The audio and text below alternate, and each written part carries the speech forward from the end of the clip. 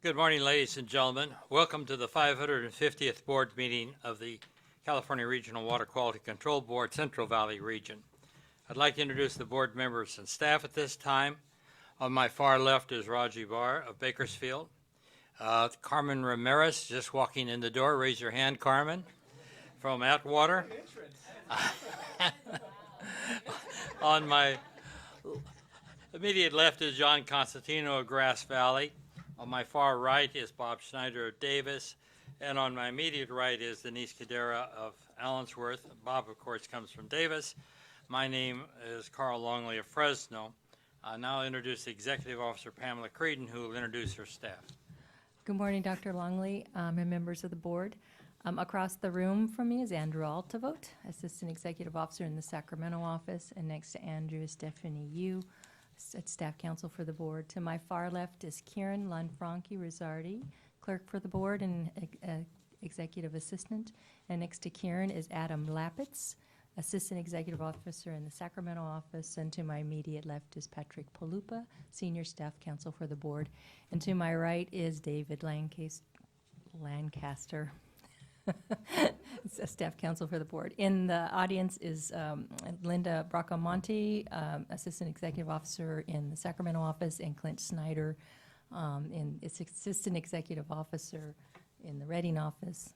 We don't have Clay today. Clay is en route to Bakersfield to meet with some oil people, and then he's on a much-needed vacation. And that's it. We have a number of staff in the audience. Thank you. Good morning. John, would you lead us? Please rise for the Pledge of Allegiance. Begin. I pledge allegiance to the flag of the United States of America and to the republic for which it stands, one nation, under God, indivisible, with liberty and justice for all.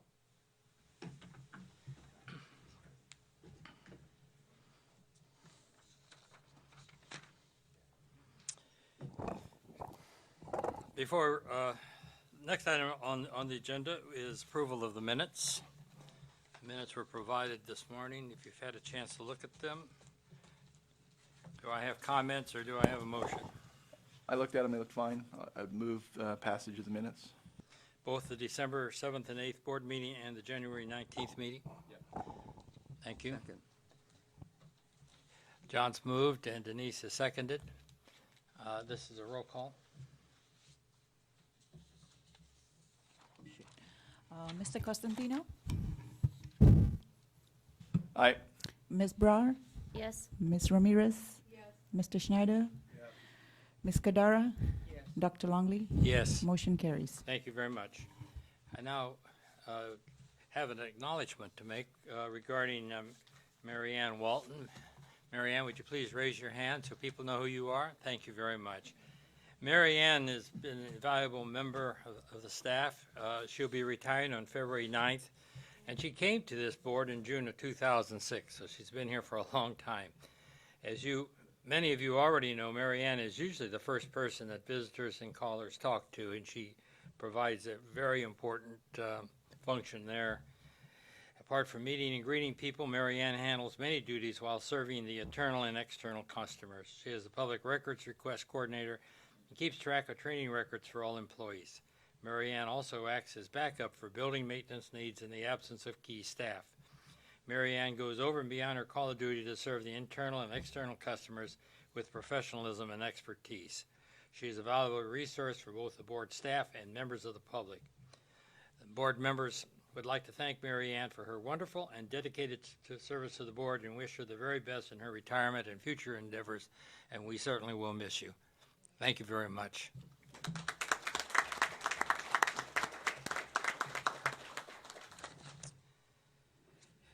Moving on to agenda item 2.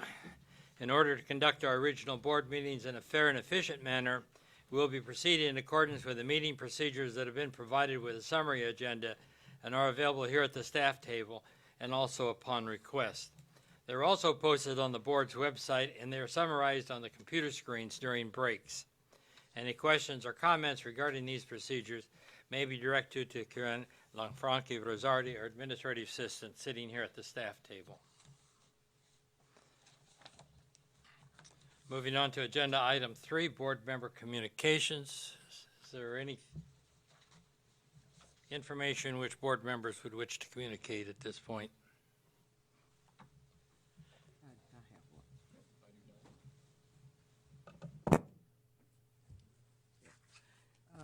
Good morning. I wanted to give a report on the community of Allensworth, and just a brief report, but it's a disadvantaged community, and the Allensworth Community Services District that has about less than 150 ratepayers is in dire straits as far as finances, and as well as lack of support in the area of staff. And a lot of difficulties the community has faced, but this past year we had an issue with our water. We had coliform and E. coli discovered in the water. Along with that, we had a problem with our chlorination system that needed to be fixed in order for our water to produce good water, drinking water. With that, it was a long year of challenges in dealing with that situation, but I'm very happy to report that as of last week, the inspection passed, the chlorination system is in, our water is working well, and you can actually smell a little chlorination in the water, which is good after a year of not having drinking water and people not being able to bathe in the water and so many other things that people take for granted. But I wanted to, at this time, acknowledge the staff that worked with us tremendously on the effort. It was Clay Rogers and his staff. We had people from the State Water Board, Chad Fisher. There were a lot of people behind the scenes helping make things happen in order for us to have safe drinking water for our community. And I'm very grateful. Like I said, it's something that we take for granted, but when you don't have safe drinking water, and all you have is bottled water, and when that runs out, you're without quality water. It's a tremendous situation to be in, but I'm happy to report that we do have a system that's operating now, along with the work that Chad Fisher and the staff did with the State Water Board. They introduced training for our community to work with us and staff to where we can get the proper training for the office staff to where things can move and the progression as it's supposed to as far as compliance and the paperwork and all of that. So a tremendous thanks to the State Water Board, our executive officer, for her stepping in and making things happen. Just one of the communities in the Central Valley that faces problems, but the good thing is that it has been resolved, and I wanted to acknowledge the staff's support on that. Thank you very much. Thank you very much, Denise.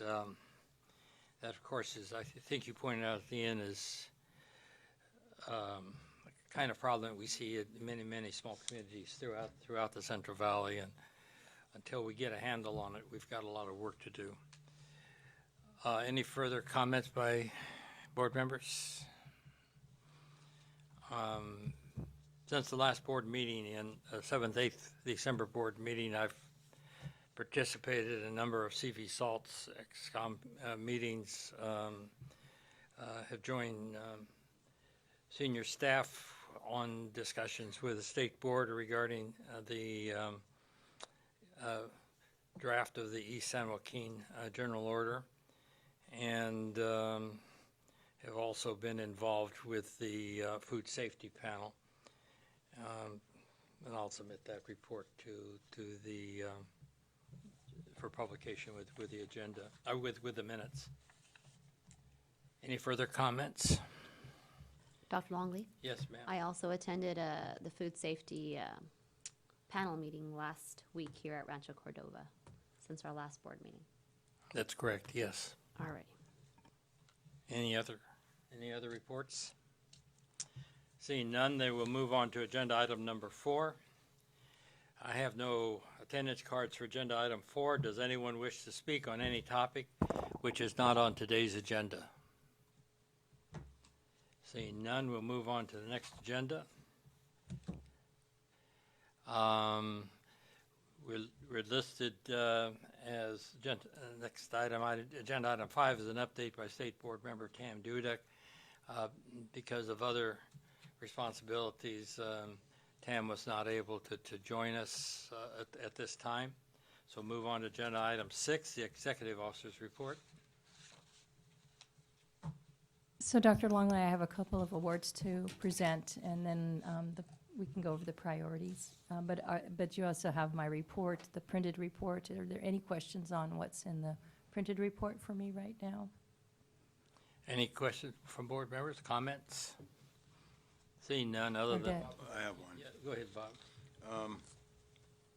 You know, when I read through, sometimes I focus a little more on one section or the other, and the fiscal update got a little more attention. And I was interested, I appreciate first that, you know, the reports, I think they're clear and helpful.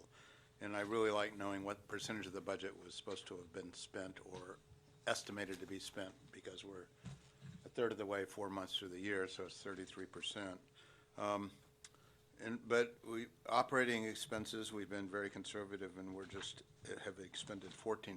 But I don't know what the projections are, if there are times a year when we catch up, and we're just low, generally speaking, these years. But thank you, Linda.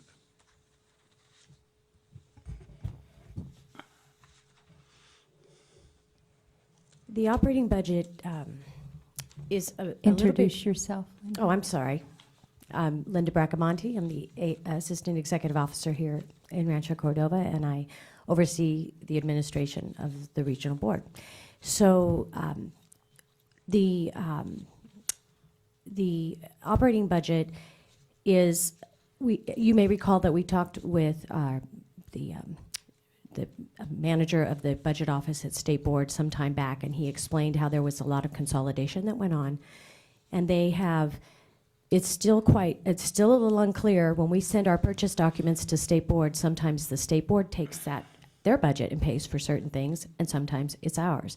It's a little confusing, but what we traditionally do is when we get to the spring, we do look at filling the needs that we have, because we do try to play it conservative in the beginning of the year. Sometimes things come up we weren't anticipating, so we try to be more conservative in the front end of the year. So it's been, the last couple of years we have found that we have not overspent our operating budget, but we have been meeting the needs for purchasing here. And so there's this balance going on, I think, at State Board when they, like I said, there are certain things they decide to pay for out of their budget, and it's not that clear. Sometimes it can be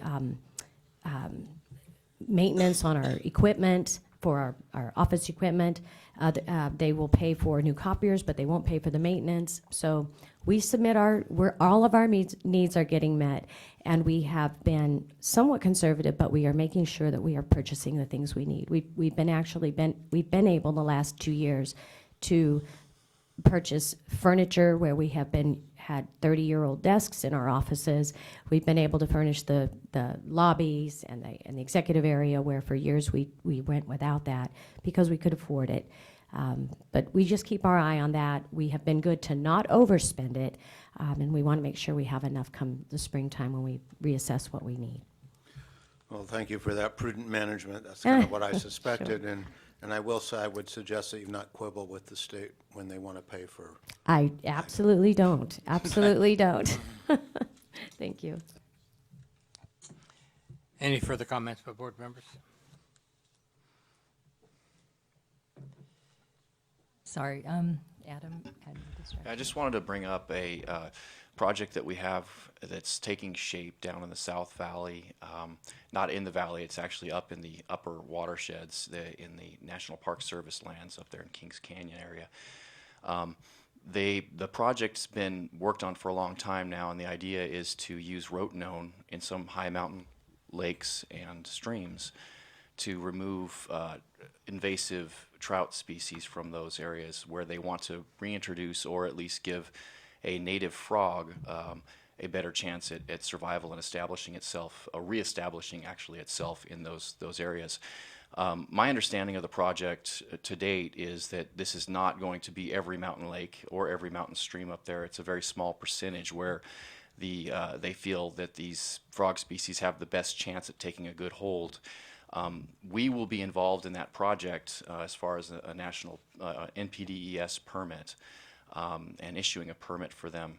My understanding is they wanted a permit come this summer originally. The project has been delayed, and they won't be doing, from my understanding is they won't be doing road-known applications this year.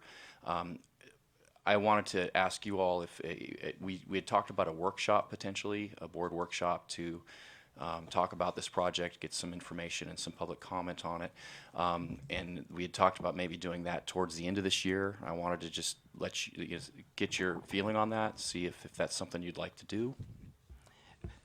Well, I know the Lake Davis issue was one that there was a lot of local interest, and the board had a workshop in the region up there. I would think that a board workshop would be useful, possibly where there or in the immediate area adjacent to where the folks are that might have a concern. Is there public concern about the use of road known? Have you heard of that? We've actually had, the National Park Service has done a really good job at reaching out. We had a couple staff workshops, one up in the Three Rivers area and one down in the Fresno office. There wasn't a huge response on those staff workshops. There wasn't a lot of public involvement there. That, you know, it could mean that it's just people don't see it as happening imminently. They don't see a permit on the horizon yet, or it could be just that the people up there the outreach has been good enough to where people aren't concerned.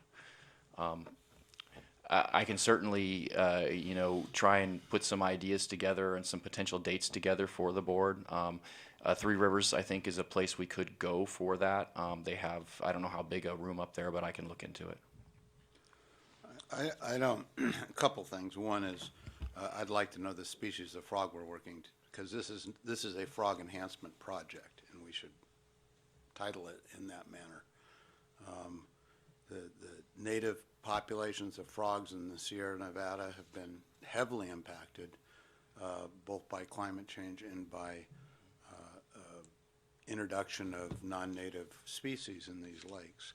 So I'm, you know, been a supporter of these types of projects, and I actually know one of the researchers that done an awful lot of the studies on these. But I think we're much better off piggybacking on a National Park Service workshop than having our own.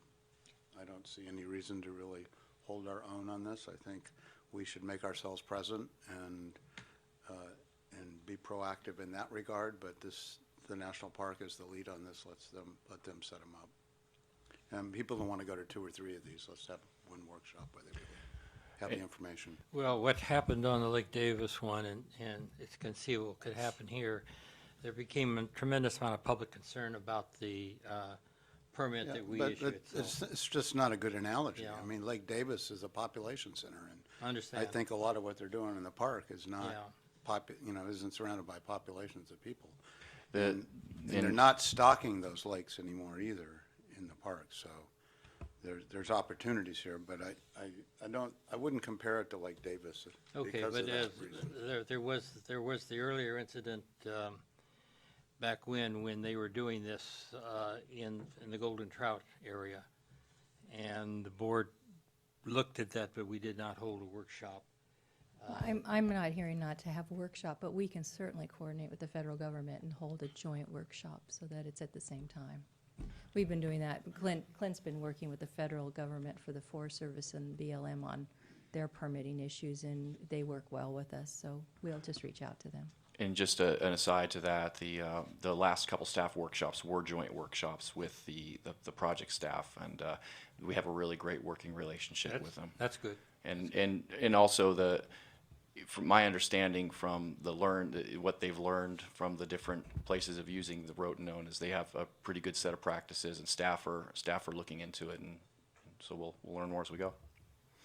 So I would tend to support, it's Carmen, I would tend to support that strategy of having a joint workshop. I think a lot of times, even if the community's not necessarily really engaged at the time we have those hearings, I think that having regional water board staff present is important, because a lot of times organizations only hear about us when things are regulation type of or some kind of penalty type of action that we're taking. And so I think that even though there might not be too much of a concern or too much population, too many people coming out right now, when the project actually starts happening, I can imagine that there's going to be a little bit of panic, and the more presence, the stronger presence that we've had, the more we'll be familiar and be able to address those issues to the public. And I'm sure that there'll be, media that's reaching out, trying to figure out what the status is. And so the better prepared we are and the better presence we have, I think is important. So I would tend to support a joint workshop too. Yeah, I agree with you, but the media in that part of the valley has not been playing this to any extent. So we don't have the public concern, and as you point out, it's not going to happen this year. It may not happen even next year. So if it does happen, then that's time to begin focusing. What I'll do is, I got this information, I'll ask staff to reach out to the federal Park Service folks. Right. And they're not gonna be available for a workshop this summer. They're out in the field looking at these sites, doing work out there, and I may actually go out there too. But the reality is, come fall, it's probably gonna be a good time, and I'll pull you guys on some potential dates at that time. Now, this is a project, a permit. We usually write permits to protect. This is a permit that will allow the killing of species in the water so that others can thrive. So it is counter to what we usually do. And once that gets the news, I agree with you, it's time for the board to be engaged. Yeah, I think that, maybe the planning stage, people aren't really alerted, but once those images hit the public's eyes, we're going to be in a position where we need to be able to show that what our efforts were, and that this is nothing to panic about. This is planned. But our lessons learned from Lake Davis will help staff significantly, so that works in our favor. We learned a lot of lessons since they had to do it twice with Lake Davis. So. And Pamela, before we start on the awards, we received these nice sheets in our program, and the top one's administration, and public outreach is on that. So it's nice we're talking about that. There's a segue there. But I think we should think about, again, or revisit communications with respect to press releases or stories that we might do. I mean, they're always difficult working because we have to go through state board, but I'm wondering if some proactive stories about the role of the water board, or press releases ahead of time on some issues, might be something we should include on this I agree with list. you. And State Board, George Christurko's group at State Board is very helpful. So they're certainly not an impediment to us doing more press releases. Thank you. Any further comments? All right, so I'll do the awards, and then we can talk about those priority sheets. Okay. Certainly. Let's do the awards. So the first one is Corey Hansen, an environmental scientist in our Reading office.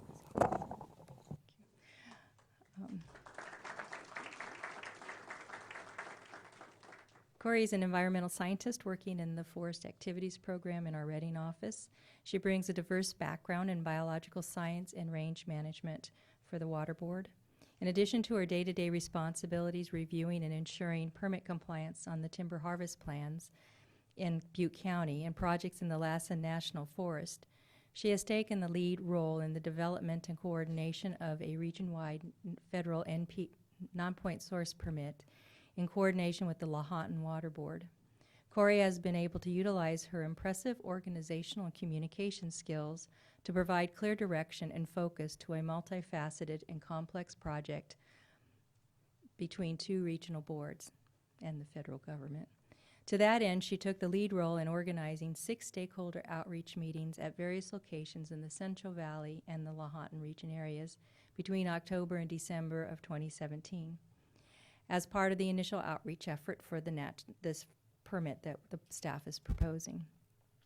Corey has taken the lead role as Region 5 coordinator for the Timber Regulation and Forest Restoration Fund grants, a grant program established through recent passage of AB 1492. She has been instrumental in coordinating efforts between our regional staff and the Division of Water Quality and the Department of Financial Assistance at State Board. In all aspects of this new grant program, reviewing grant guidelines, developing project ideas during scoping, reviewing project applications, developing scope of work documents with applicants for contract, executing contracts, and reviewing invoices. Corey has become the go-to person in the region for questions about this grant program, and for that, she is being recognized today.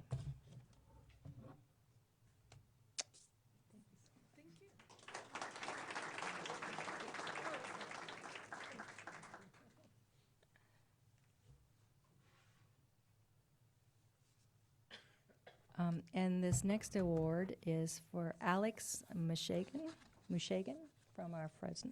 Did I say that correct? Mushagan, thank you.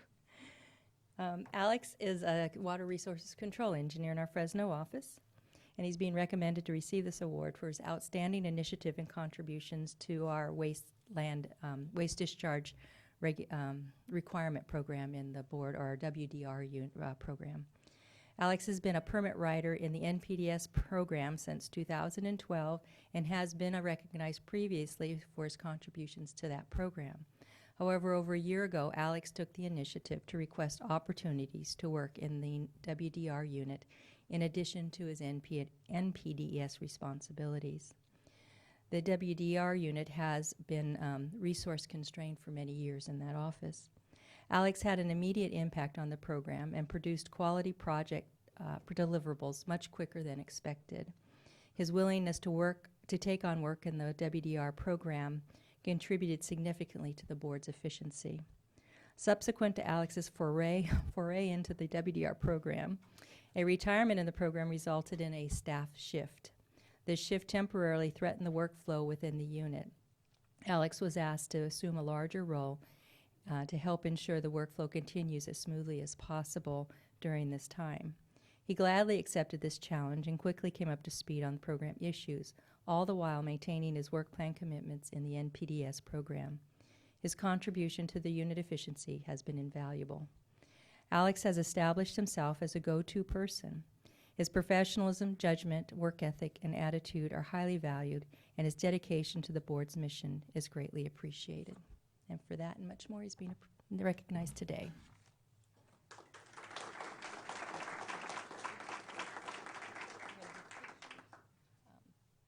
We do have two other awards, but they're not here this morning, so this afternoon when they return, they'll get their awards.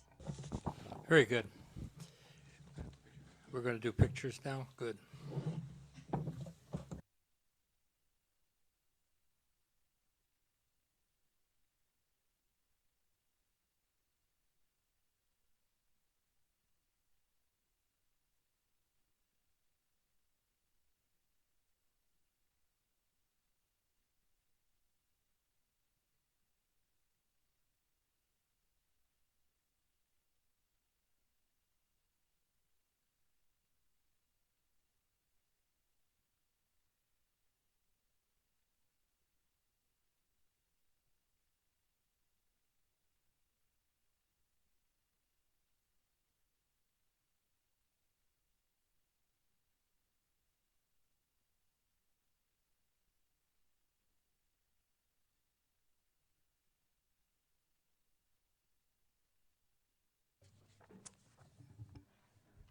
So the last few years, we have been implementing our portfolio management, and part of that is why we have 18 programs, or actually 21 if you break down basin planning into its 4 components. But we've been putting together our work plan, the program managers, for each of those programs, and then putting together them and then having kickoff meetings with all of our program staff on how we are to achieve our priorities. In these work plans, we identify 2 types of projects. We identify our core activities, which are activities that continue on year in and year out, and then in addition, priority projects that would be in addition to our core activities. So what we sent out to you with the agenda, and we've posted it and we have extra copies for the public, are those priority projects the program manager staffs are proposing to put into their fiscal year 18-19 work plans. So these will be for the years beginning July 1, 2018 and continuing through June 30th, 2019. So as a commitment to this board, to be fully transparent, we wanted to make sure that you were aware of the project priorities that the program managers were proposing, and that we have a general nod of okay. You don't have to, there's no formal action, there's no adoption of these. It's just to let you know what we're looking at, what we're moving forward with, and to see if you would rather see a change in direction or a different recommendation for a priority. And I didn't say I would have a presentation because it would take an hour to go through this and it would put you to sleep. So I sent them out early. I hope you did read them so that you could provide some input. Well, and I gave you my input yesterday, but, and I won't repeat that. But I did talk, though, about data management. I can hardly hear you, Dr. Longley. I'm sorry. I'm sorry? I can hardly hear you. Oh, I'm sorry. I gave you my input yesterday, and I won't repeat that, though we did talk about data management. Just a couple of minor points. First of all, there's a lot of great work that's going on. And in the one pertaining to confined animal facilities program, I didn't see any mention of the Air Board's digester program. And that's an additional to the CDFA program. And actually, I have to ask for an update on that because I know that we have somebody attending the CARB meetings also. And We do. and I'd like to, if there's any play here, because of the requirements that the Air Board has, oftentimes means they like salt in the water. Well, they like organics in the water because they dissolve, and that causes problems for us. And then, of course, that interesting article in the paper I sent to you. I think I put Adam on it, too. It was in the Fresno Bee, Sac Bee, and pointed out a study that suggests that fertilizing land has a significant impact on air quality. So I don't know how that plays into this. The other one, the only other minor comment that I had to do with the mines program. This is probably a Clint question more than anything. I kind of expected to see Walker Mine on that list, and I didn't. Well, remember, Dr. Longley, this is for priority projects. That's almost like a continuation of other activities. So it's Okay. more suited as a core activity. So we're not pointing out everything we do on these lists.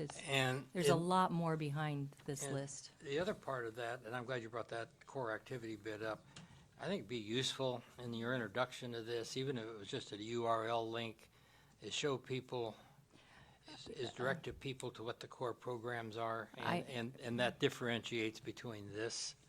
Yeah, after hearing your comments yesterday or the day before, from now on, when I put these together, I'm going to have some canned language that goes at the very beginning that explains what the intent of these priorities are. Very good. Other than that, it's a tremendous document. And, one last one, the planning program priorities. The simple bullet says continue coordination with tribes related to planning activities. I'd like to see that fleshed out just a little bit. I'm sorry, where?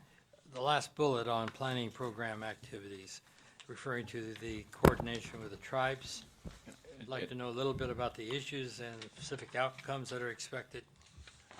Dr. Longley, and we can certainly do that.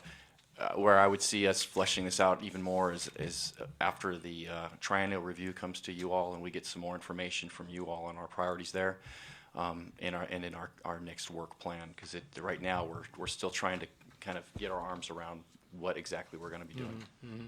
So, Dr., we can certainly come back to the board with more information, but remember, these are just, the work plans themselves will go into greater detail on what more behind each of these bullets. This is just telling the board we think tribal work in coordination with the tribes is a priority project for us, and it'll remain there for a number of years. So but if we can certainly have an information item to tell you Certainly. what we're doing on this. Certainly. And then under the WDR program, second bullet there is continue the Lean Sigma implementation and tracking. Yes. I would think this would be over all the programs. We are implementing many measures to improve, and we're learning from the Lean Six Sigma, but we went through a formal Lean Six Sigma program with WDR, and so we have a very specific program in place for that. And we've also gone through it with our NPDS program, and we've trained and we put a staff person on it that's still here with the board, and she, what they call a green belt. And now we'll be using that information to now move it through other programs, so we are. Good, thank you. The only, and I know that this is just the sort of a cursory introduction, and so I know that it'll be fleshed out more, but when it talks about forest activities program priorities, I just want to make sure that when this does get fleshed out, that also includes an eye towards Mariposa and up in the foothills near my area, because they suffered tremendous damage over the summer, and I've been up there several times, and that's, I mean, not only is that long-term damage that we're going to have to address, the water up there is, you know, everybody up there is on a well, we've got great water, and so I'd just like to make sure that when we think of these post-fire response activities, that we have a plan. We are very engaged. So there is Good. something else going on, and now that you've mentioned that, with the state board, the emergency response group has been formed at the state board to develop a more statewide strategy and guidance documents to help staff around the state. But our staff, through Angela Wislin, has been providing support around the state for post-fire responses as well. So we are very engaged. And we've had a few workshops, not workshops, but information items on it, but we can certainly bring it back to remind the board. Yeah, and I think only because now that it's starting, that we're in spring and it's starting to get to summer, I'm getting more questions, and I trust and I know that the people that are working on it have top expertise, but just need to be able to point them to something concrete. So I appreciate We will. that information. We'll reach out, okay. Any further comments? Yeah, reading this and stepping back to I forgot it, on the page 29, your executive officer report is the cannabis program. Yes. And I was just going through the enrollment activities, and I noted that my county, Yellow, has 93, which isn't the highest because Calaveras County has 540. But I don't see anything for Butte, Shasta, Lassen, Placer, and maybe some other counties that I suspect have grows, and I was just wondering if we're just getting to that, or?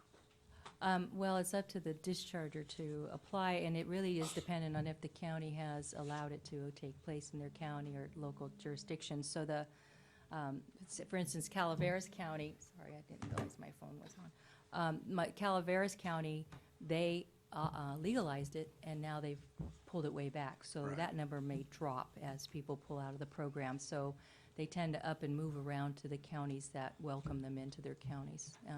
So I don't know if Butte County or others have legalized it in their regions. Patrick looks like he's going to say something. Yeah, no, I know Butte County, for one, is one of the counties that has an absolute ban on outdoor growing operations. So certainly the way our permit's set up and the way the state board's permit is set up, you can't get it if the county prohibits the activity.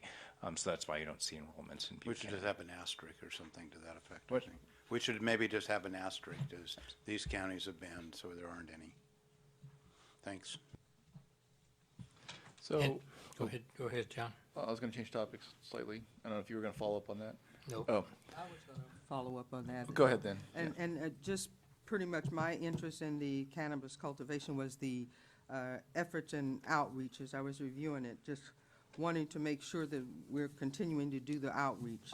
I know we have a lot of activity up in the north and toward the coast, but the Central Valley is equally important, and whatever we can do to include outreach to address more of the issues and how we're going to address the issues in the valley floor, I think is also a critical part to this program priority.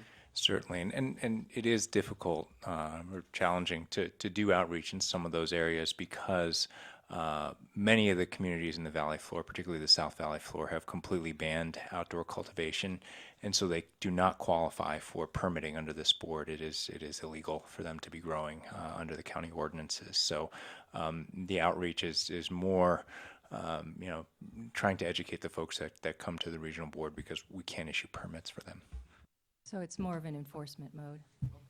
And that should have been listed here, but we are continuing our enforcement. That's become part of our core activity.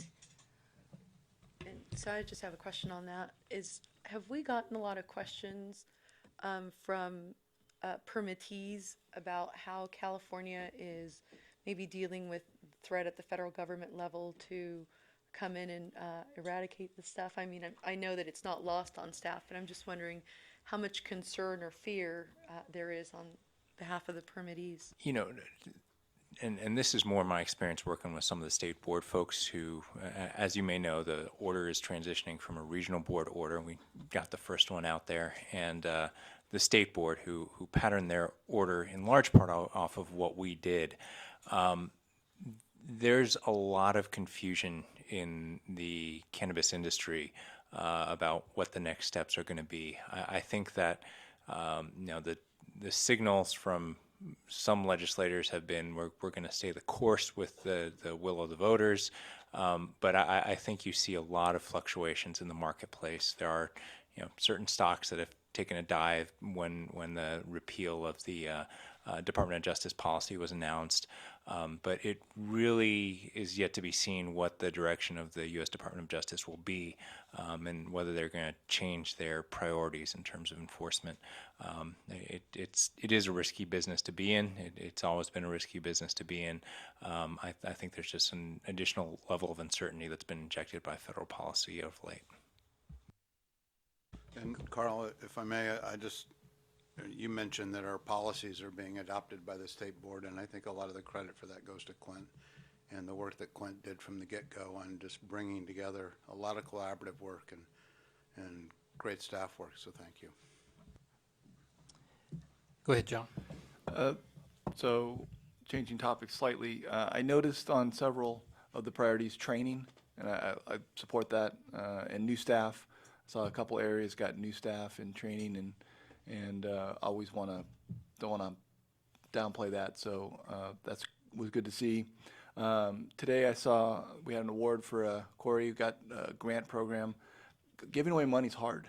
It takes a lot of effort, and several things in here were about money, and it's always nice to know that you have a little to give away. I saw the digesters have some funds. I was going to piggyback on what Carl said, that the short-lived climate pollutants and everything that ARB is doing for methane, that could be a priority as well. And then Clint and I were talking earlier this morning about biomass, and some of these programs that are bigger than the board should always sort of rise to the top, because you can get that double bang for your buck if you're coordinating. And I'm not saying anything. I didn't not see anything in here. I just pointed out that digesters and biomass sort of expand beyond our borders, and I think that was it. Any further comments? Thank you very much. So until I can provide afternoon awards to a couple other staff, that We'll completes my report. continue this item till this afternoon, yes. With that, we'll move to agenda item 7. This is the uncontested calendar. This is a time and place for a public hearing. Consider adoption of uncontested items 12 through 14. That is MPDS permits and enforcements, waste discharge requirements, MPDS permits, and time schedule order rescissions. Does anyone wish to speak to any of these items? Seeing no one, we'll proceed. Are there any late revisions? There is one late revision on item 12A. This is really to fix a typographical error on a general permit. I don't have any concerns with this. It's a general permit, but it has to do with enrollment of that general permit. So I recommend. Thank you. I had a quick question for Patrick. My agenda says approve items 13 through 15.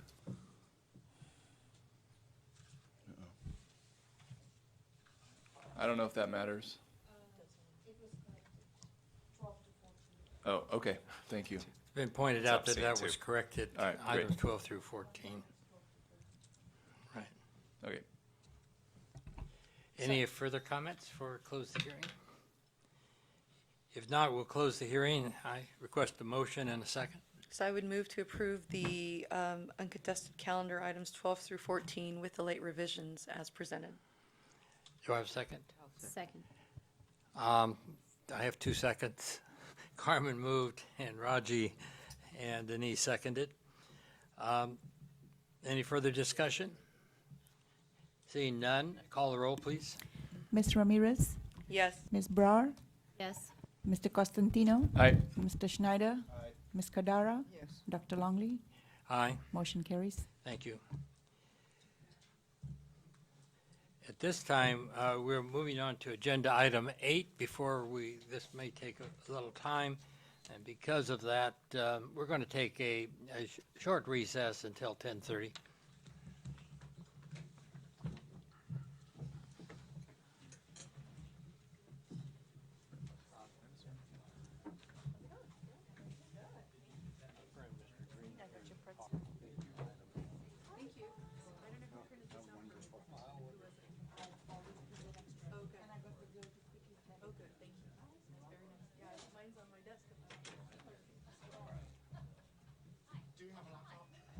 It's at home, at the hotel.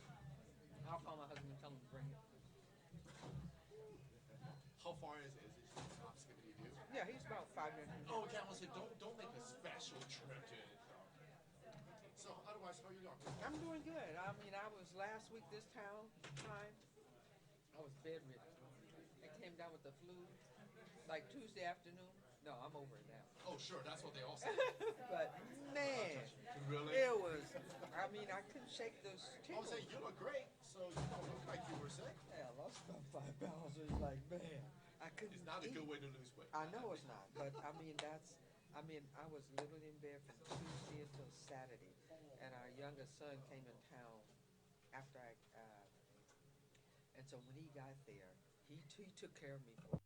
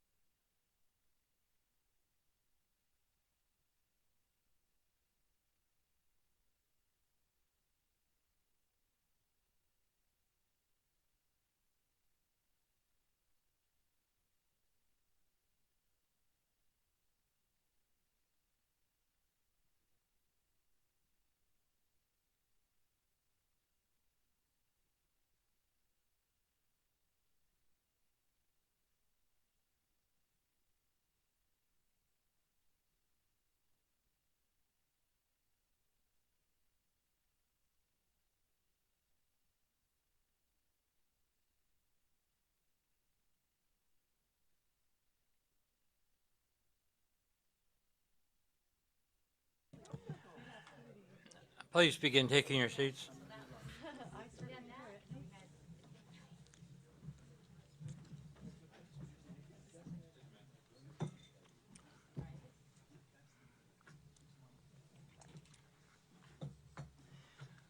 We're on agenda item 8.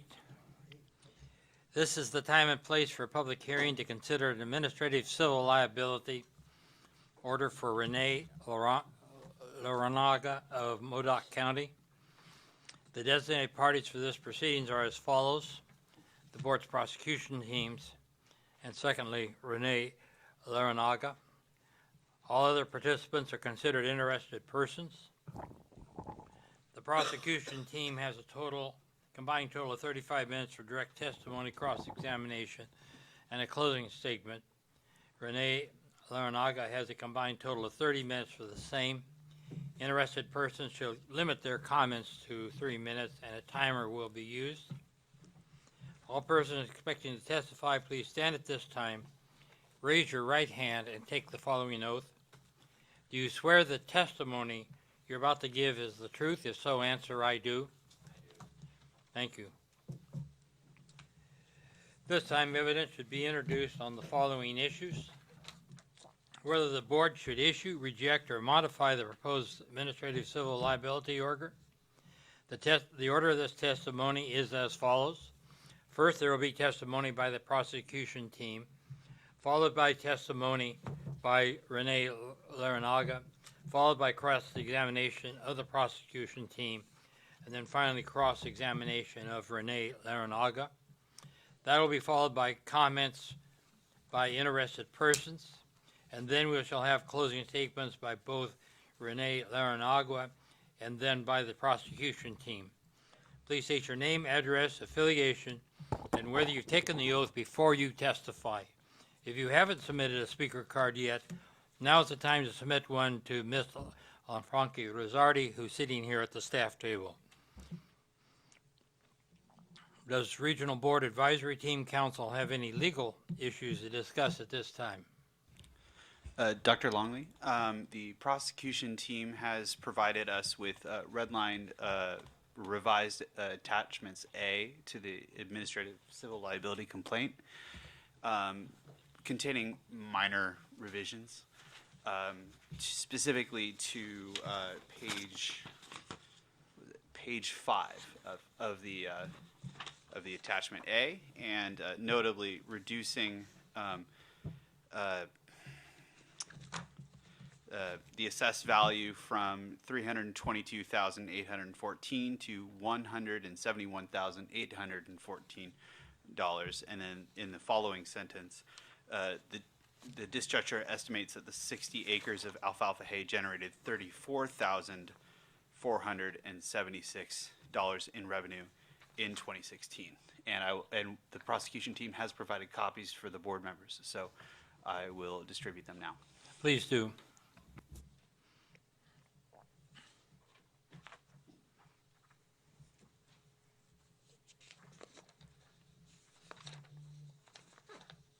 And given the criticality of that document, we're going to take a few minutes for board members to be able to go through that document.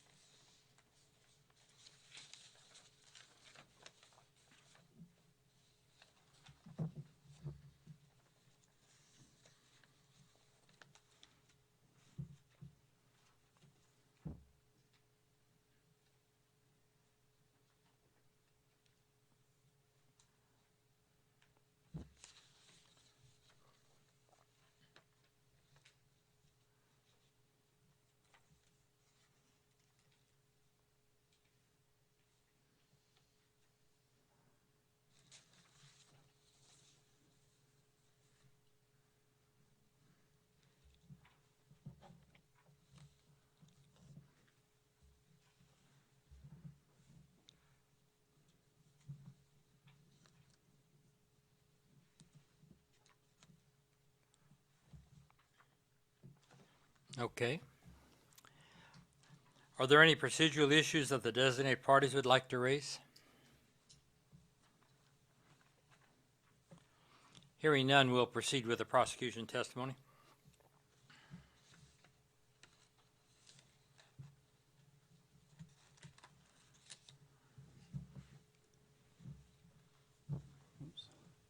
Good morning, Chair Longley and members of the board. My name is Scott Peru, and I am an environmental scientist in the Irrigated Lands Regulatory Program in Rancho Cordova.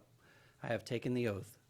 The item before you for consideration is an administrative civil liability order for Renee Laranaga of Modoc County.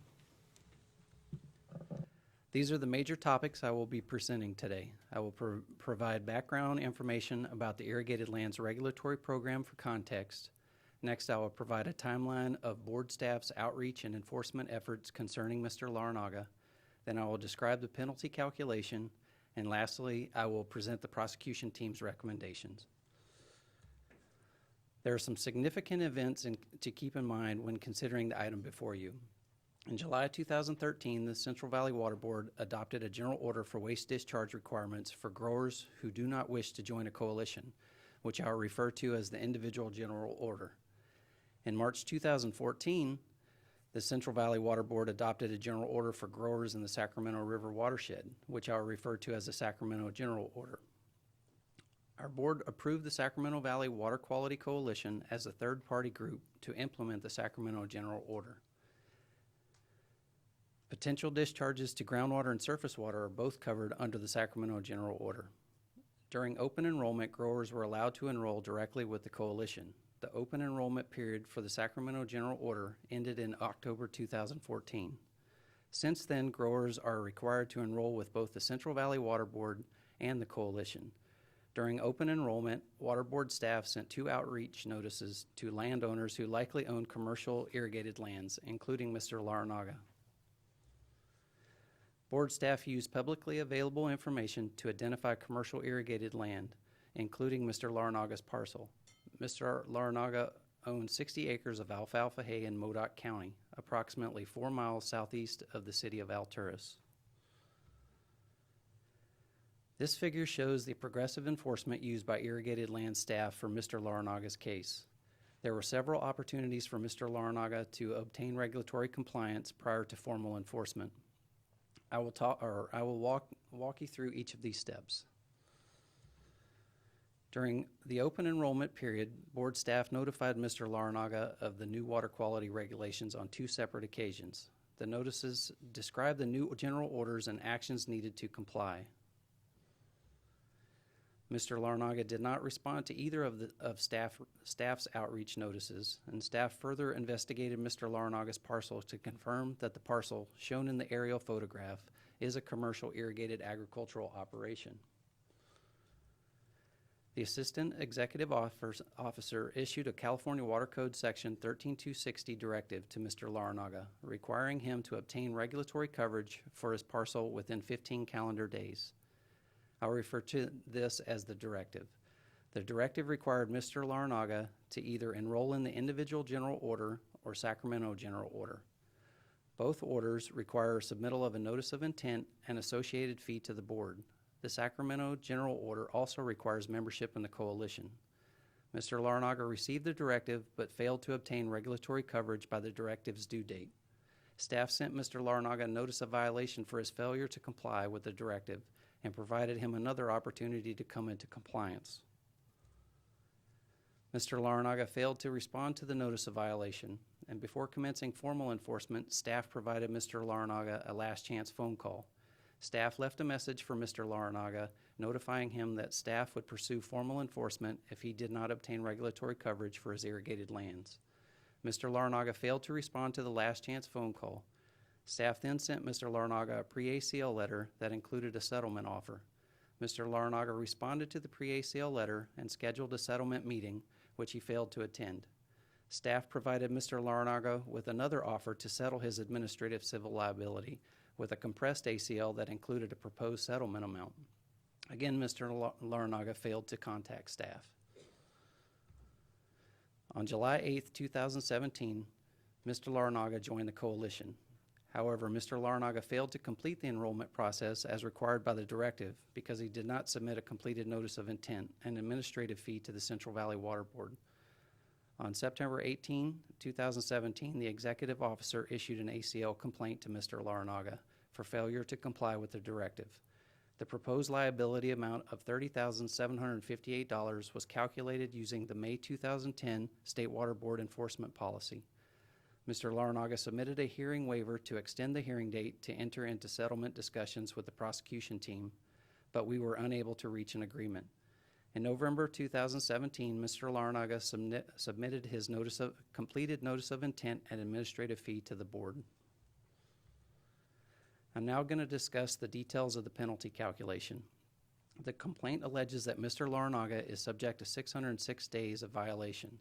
The number of violation days were calculated beginning 15 days after receipt of the directive until the day this ACLC was sent. Pursuant to Water Code Section 13261, the maximum penalty is $1,000 per day for each day of violation, or $606,000. The enforcement policy requires the minimum penalty to be the economic benefit plus 10%. The economic benefit is the savings or monetary gain derived from the act or omission that constitutes the violation. Because the Central Valley Water Board cannot force Mr. Larnaga to join the coalition, the economic benefit is based on the assumption that the individual general order applied to him during his period of noncompliance. Inputs to the estimated economic benefit for 2014 to 2017 included costs for avoided annual permit fees, groundwater monitoring, surface water monitoring, annual monitoring reports, and a delayed cost for the farm water quality plan. The estimated economic benefit is $13,957, and the resulting minimum penalty is $15,353. Staff determined the potential for harm to be moderate because there is a substantial potential threat to beneficial uses and a substantial potential for harm because there are potential discharges to groundwater and surface waters. During the period of noncompliance, we determined the deviation from the requirement to be major because Mr. Larnaga disregarded the requirement to obtain regulatory coverage and rendered the requirement ineffective. In this case, we applied a per-day factor of 0.65 due to potential threat to both groundwater and surface waters. The total number of days out of compliance was 606.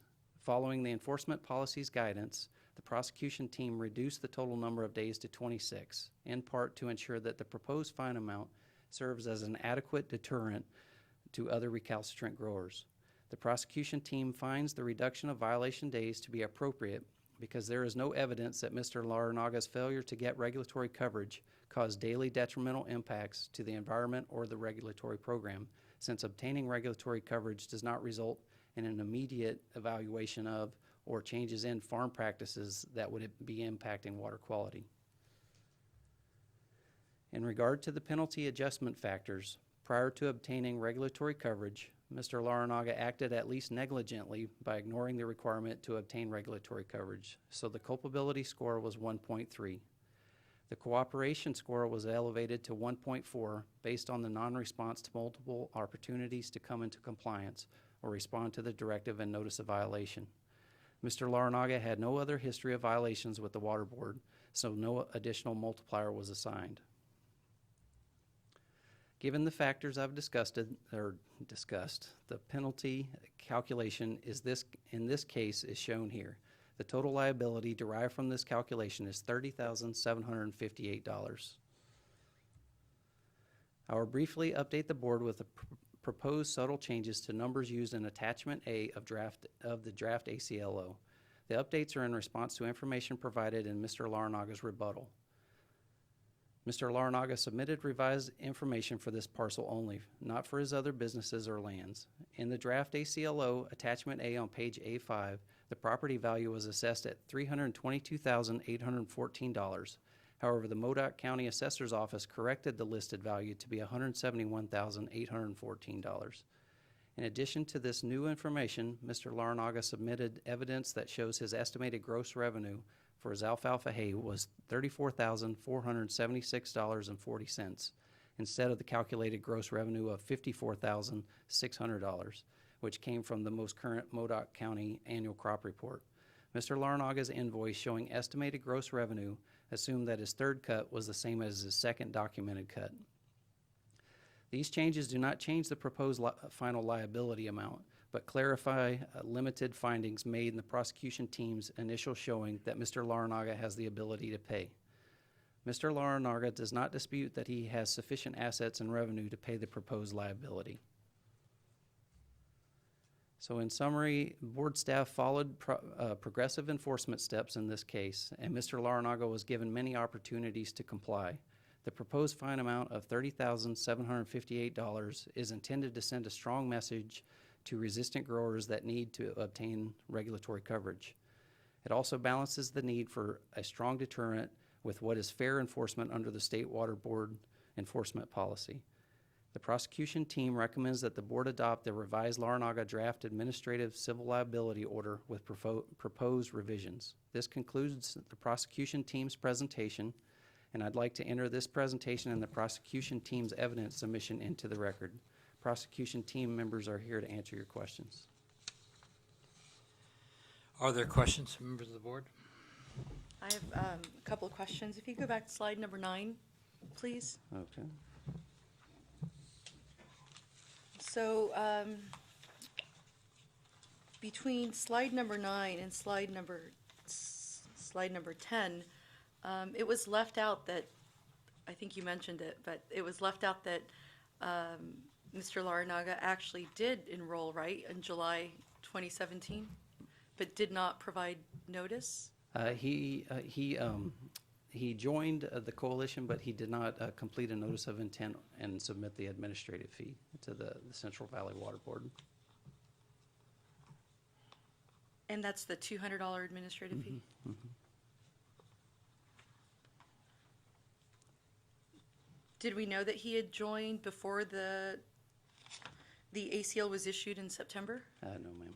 No, we didn't know. Or we knew that he joined the coalition, but we didn't know that, or he hadn't submitted the notice of intent. I apologize. Okay. So board staff knew that he had joined the coalition, but we also knew that he did not necessarily comply because the notice of intent and the $200 fine had not been paid. That's correct. That was the $200 fee and not fine. Oh, right, a fee, sorry. Fee. Yeah. Okay, and I guess this is just sort of a personal observation. I think that in the future, when doing timelines like this, I think it's helpful to include the day that he did join, because even though I know that's not staff's position to defend, I think that just for the sake of having a more complete presentation to the board, I think it's fair to acknowledge that that he did join and exactly why we had to go forward with the ACL. Okay. Also on the penalty calculation on the 1.4, slide 14.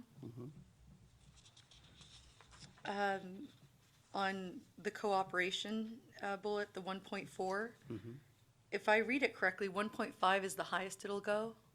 And so 1.5 is reserved for someone who's like, never, you can't take me, you can't make me, that kind of person, I assume.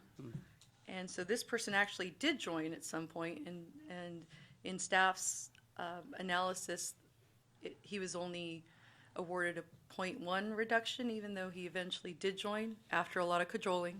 I'll see that, but I'd like to maybe have a little bit of an explanation on why it was only knocked down to 0.1 if he did join. And before you answer that, I had a question about the 1.4 as well. My question was the distinction between culpability and cooperation in an instance like this, where it seems like the initial culpability was not just being non-responsive, and the cooperation, I don't know if there's an overlap there, or are we double dinging? That's the question. Or are they independent, separate rationales? This is Paul Ciccarelli, counsel for the prosecution team. Those are separate analyses. So we look at, for culpability, we look at all the actions which caused the violation. So before the case was transferred for formal enforcement, there were 2 informal outreach notices, a notice of violation, and a last chance phone call after receiving the directive. But all the actions up to the violation of the 13260 directive are considered in the analysis for culpability, and then the actions thereafter returning to compliance are assessed under cleanup and cooperation. So will you address the cooperation and how you ended up at the 1.4? Sure. This is Sue McConnell, the program manager for the Irrigated Lands Program. So if you look at when we started, we initiated contact with Mr. Laranaga. It was back in December of 2015, right? And so he finally joined both the coalition and submitted the NOI in November of 2017. It's almost 2 years, right? And the multiple contacts we needed to make. I understand the process can be confusing, but there are thousands of growers. We have 30,000 growers in our program who have joined, right? Who were able to get the information and understand it in that time, didn't need the multiple contacts with us. I mean, we were talking about outreach letters and then directives that are certified mail and NOVs that are certified mail, pre-ACL letter, a compressed ACL letter. Those are all certified mail letters. It's a lot of effort on the part of, staff, and we're talking about thousands of growers that we need to do this with. So in terms of cooperation, he was not the most cooperative. Yeah, and I think the 1.4 reflects that. I was just trying to figure out, why it wasn't a 1.3 or 1.2 consideration, but it sounds like, the response is that the multiple letters that were necessary to reach out to him, the extra effort that was made to him, and I understand that maybe other people didn't need that, but as it relates only to him, it's staff's position that all the efforts that were made and then still didn't get compliance, or the cooperation, that's why the 1.4 is justified. Yeah, I just want to provide, this is Paul Ciccarelli, Staff Counsel, one more clarification on the process by which we followed to obtain Mr. Laranaga's compliance, which we do admit that he did join the coalition, and thereafter submitted the NOI and the necessary $200 administrative fee.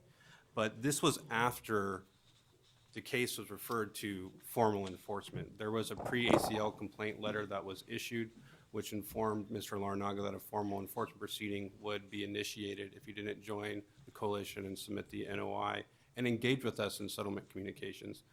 There was no resulting settlement of that, and it wasn't until after the issuance of a compressed ACL did Mr. Laranaga join the coalition. Right, okay. Thank you for your responses. Carl, can I ask? Certainly, go ahead.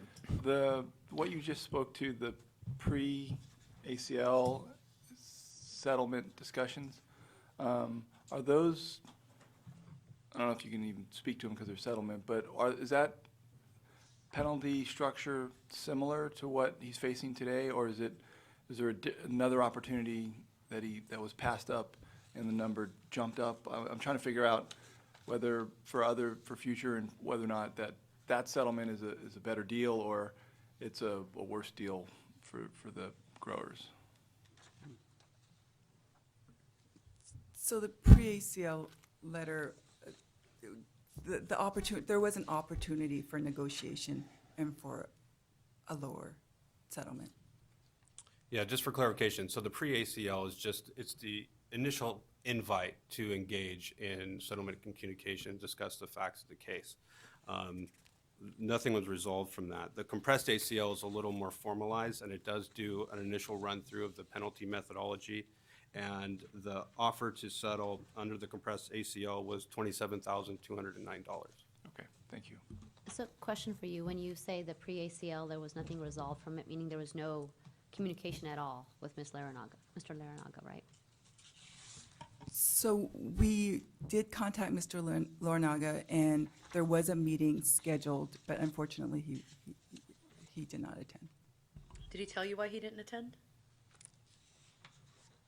I mean, was he sick? Did he forget? Did he just say, forget you? I would take the opportunity to ask that of the discharger. Well, I'm just asking her if he gave a reason. You don't have to tell me what the reason Right, is. right, right. Did he reach out to you after missing the meeting? I don't recall. Okay. So I didn't get that information. Okay, and that's fair, and certainly we'll ask, but the question was if you knew. Any further comments or questions? I noticed that Appendix A, page 5, you reduced the assessed value, and that was based upon the records of the county. What I find interesting, and simply recalling from memory, is that the amount of this fine seems to be somewhat similar to individuals farming similar acreage elsewhere that we have found in the past. But very typically, those were high-value crops such as almonds, pistachios, and so forth. And let me tell you, I know from personal experience, hay is not a high-value crop. In fact, it's listed as a low-value crop by certain organizations. So the revenue off of this would be considerably different. And I wonder if that was taken into consideration in putting this together. Dr. Longley, this is Andrew Altsvogt. So yes, it was. One of the things with this case that did make it a little higher than it might otherwise have been was the 0.65 factor for the potential for harm, and that was based on the specifics of this case where there was a potential for discharge to surface water, and so that factor was a bit higher than it has been in some other cases. Because we took into account the potential for that discharge, which is something that we've been looking at in all cases, and so that made this one somewhat higher because of that. Okay, this is an issue I might want to return to later. Are there any further questions? Go ahead, Jim. I forgot to ask this one. It's here in my notes. So we make a point to note that the value of the property and the value of the crop is significantly less than what we originally set, yet the penalty proposed penalty amount is the same. I get that there's a formula and there's a disconnect, but the question is, now the penalty is almost the total value of the crop, and I don't know if there is a relationship there or not. Maybe it goes on with Carl's question, but.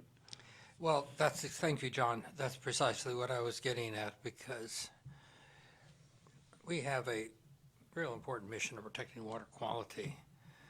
But if we're going to be doing this for this particular discharger, giving fines that are so high as far as the value of the crop, relative to the value of the crop, then we should have been doing it to others. And I don't think this board at that time was willing to go higher.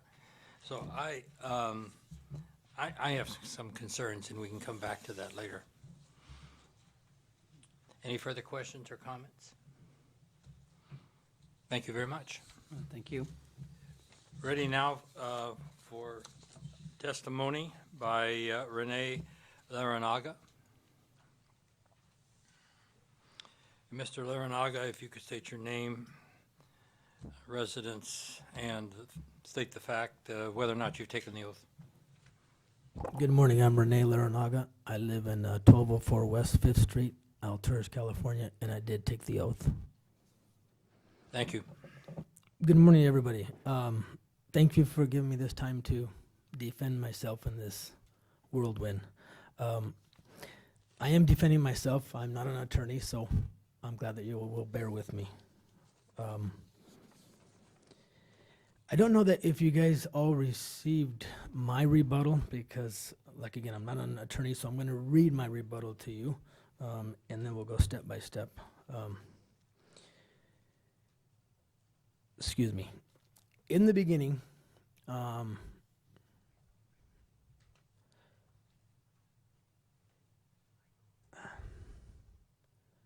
when this whole thing started, and I've got a phone call about a settlement, or I joined a water quality coalition from Central Valley, or monitor my own water, both of those didn't seem right. I live in northeast corner of California, so But now I have learned that the coalition that I did join, which is Northeast Water Coalition, is a finger of Central Valley.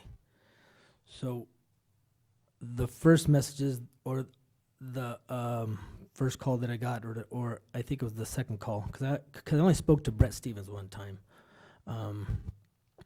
Anyways, he gave me those two options: join us or monitor it yourself. Neither one of those seemed right to me.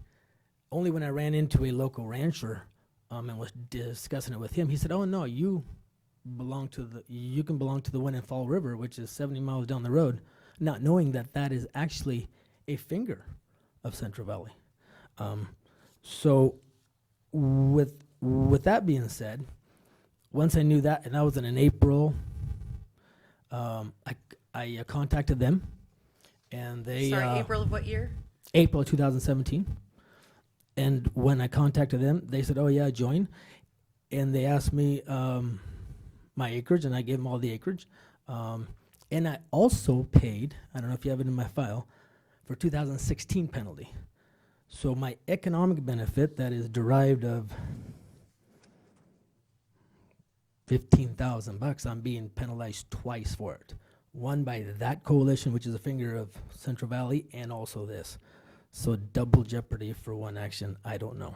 I don't know the law. I'm doing the best I can. So anyways, when I joined that, they didn't tell me, "Hey, you also have to send a $200 notice of intent check to Central Valley."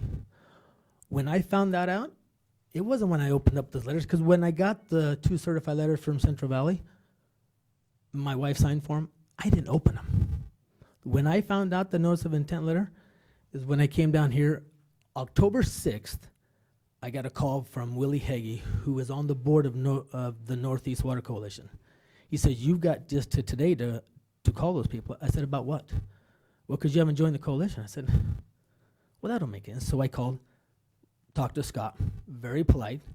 He explained to me who he was, blah, blah, blah, blah. Okay. I come down here, we're going to do a settlement meeting. It's way up here on the money compared to the $34,000 is revenue, is gross. It is not net. And then do I learn, why don't I belong to a coalition? Well, because you haven't sent the $200 notice of intent. Okay.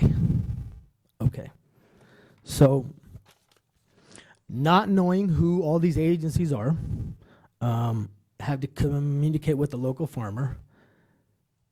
There's many around us that don't know all the rules and ins and outs. I think once I found out what I was supposed to do with that notice of intent, okay, I sent my $200. The economic benefit calculation, they use the Ben factor.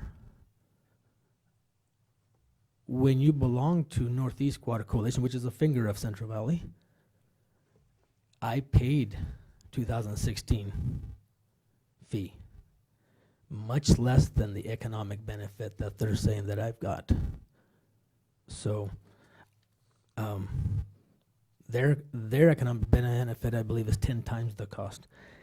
In my rebuttal on the culpability, and they charged me the 1.3 cleanup and cooperation, they chose the 1.4. It says cleanup and cooperation. So in my rebuttal, I said, the fact reflects the extent to which a discharge of voluntarily cooperating and returning to compliance and correcting environmental damage. I'm given a 1.4 from a range of 0.75 and 1.5. The rule states cleanup and cooperation, not or cooperation, cleanup and cooperation. Therefore, I would imagine half of 1.5 is 0.75. If there is no cleanup, then I should, the worst case scenario would be charged with 0.75 on a cooperation. Once I made contact with Scott, I believe, and I believe he would attest, that I have been cooperative.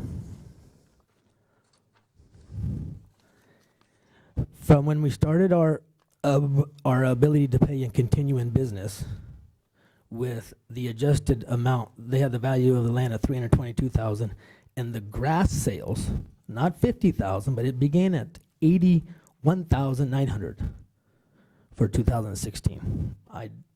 I believe that you guys have that copy, or Or if you don't, I have what they sent me. Okay. That is a gross amount. And now, since we've had the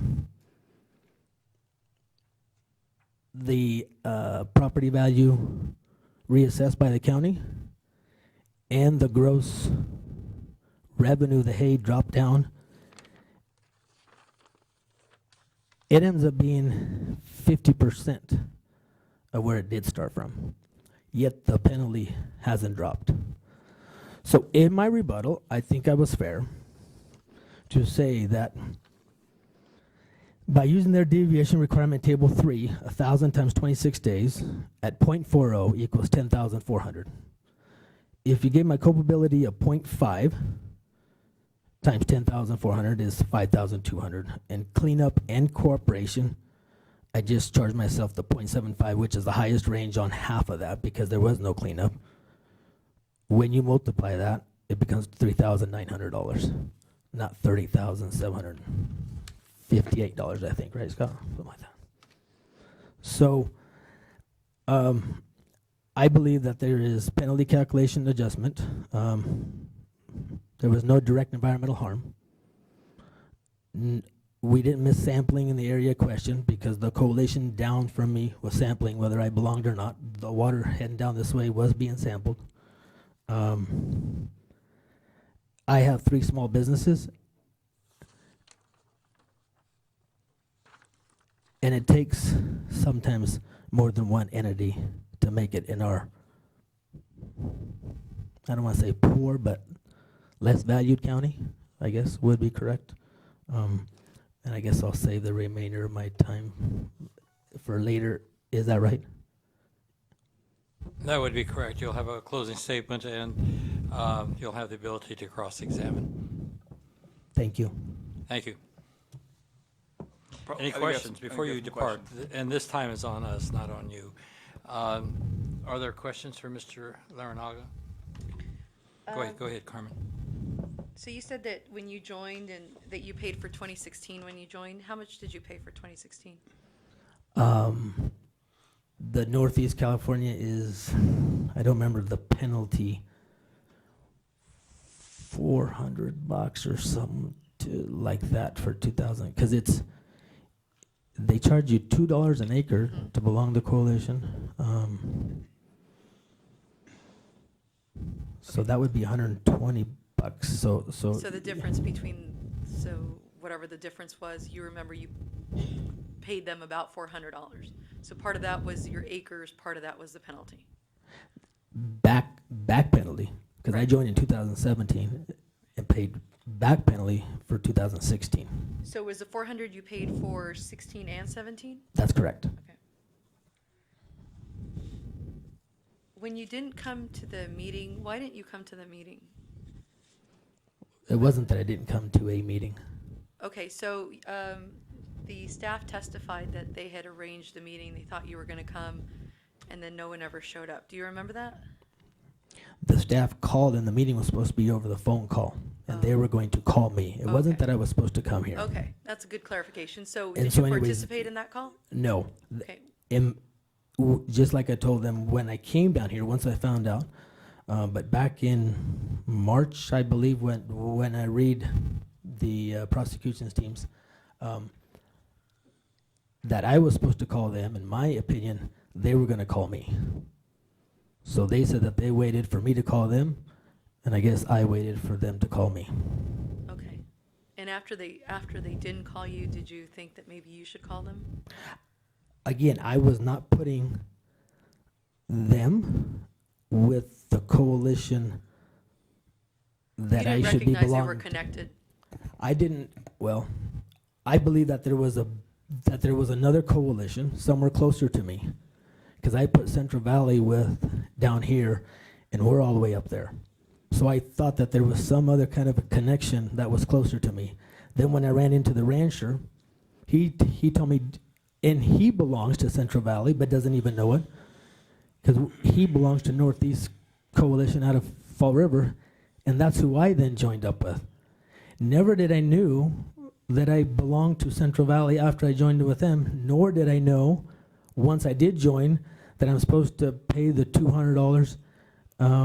But that is in the packet that Scott sent me, because I am being very honest.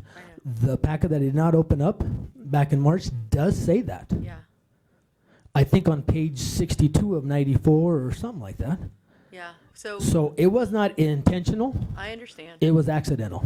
I understand. Now, this is a question that's a little bit hard. You know, I hate to ask it because I feel like there's no good answer.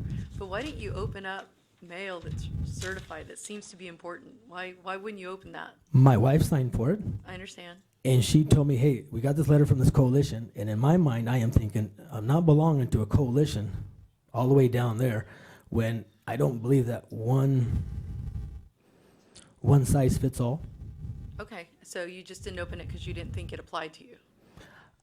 Exactly. I couldn't relate myself with being involved in a coalition because a friend of mine that owns a rice farm in Yuba City had told me before this that Modoc County should get their own little water coalition.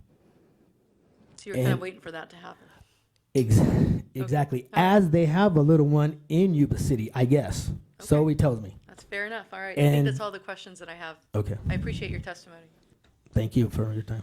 Dr. Longley? Oh, sorry. Yes, go ahead, Pamela. I just wanted to ask a couple questions, but I see Member Schneider Yes, wants to ask. Bob, go ahead, please. Couple first. What I think this board looks for is we want to hear the story. And I just want you to be assured that we are a quasi-judicial proceeding, but we're not a court of law. And in telling that story, I just want you to know I appreciate what you did, and I think you did a good job for yourself. So, but you talked about Modoc County, and yeah, economically it may be a disadvantage, but you guys have the Warner Mountains and a lot of other resources. It's a pretty nice part of the world. So. Thank you. Yes, Pamela, go ahead. So, Mr. Larinaga, could you elaborate how far did you have to drive? How much time did it take for you to come to this office? 5.5 hours. And at any time did board staff come to your location or closer to you to meet with you? Was it ever offered? No. When I made the contact on October 6th from a call from Willie Heggie that belongs to the coalition, I talked to Scott, and he filled me in on everything, which he's very professional. I told him, I will make it a point to come to you. Okay. Your farm, do you use fertilizers on your property? No, Do you use pesticides on your property? I'm organic Okay. on that piece. And did the coalition or anyone from them come visit you at any time to try and explain to you the difference No, between the they state and the coalition? come to me, no, Okay. All right. no. All right, so, okay. So you still are not understanding the difference between the state and the coalition role? I am learning in a fast road, and it's so mind-boggling. Okay. I think I understand more now, but I wouldn't wager on it much. Thank you. Thank you for your time. John, go ahead. So you said you paid back, did you pay back penalties or back fees? What they describe as a back penalty for not joining in 2016. Okay. I don't know if our staff can clarify, is there back penalties or on the local level, or is it just back fees? Do we know? Paul Ziccarelli, Staff Counsel. It's my understanding that the coalition is paying back dues, and they're not fees. They're back dues that would have incurred if Mr. Larinaga was part of the coalition. But there's not a subsequent penalty structure. John, to tell you what, when we get to interested persons, Okay. I could ask Bruce to come up and explain it. He manages the Sac Valley Coalition. Okay. And then, likewise, Carmen's question, I was going to ask the same thing, that if you get a certified letter from a government agency, it seems like it should be something to read. And then this, I should have called you, you should have called me. That seems like a point of fact. Do we have an answer to that? So, Mr. Stevens contacted Mr. Lornaga the day of the meeting. So prior to the meeting, we arranged a settlement discussion, right? Settlement meeting. And then the morning of the meeting, he did call and email Mr. Lornaga, and then we didn't hear back actually after that. But was it, is there something in the record that shows that we were gonna, there was a phone number, a conference call number that? We also called him during the settlement meeting. And did you get a voicemail or nobody picked up? No one picked up. Okay. So, sir, were you at the phone that you said you were gonna be at? So in their call log, because it's been a while ago, it said that I was supposed to call and I never did. So that's where I'm coming to you with what it says. If you look back in the call log, I believe that it says that I was supposed to call them. And again, to answer the question before that, I didn't put the State of California and Central Valley Water Board together. Okay. Because it says now State of California, but the letters you receive, it says Central Valley Water Quality Control Board or something like that. When you walk in this building, it says State of California. Okay. Can we have Brett Stevens speak to that because he was involved actually in the communication and coordination with Mr. Lornaga? Or do we want to do that later? I think it would provide, we can take it out of order, so to speak. It would provide some clarification. If you could come up to you could share a mic with him.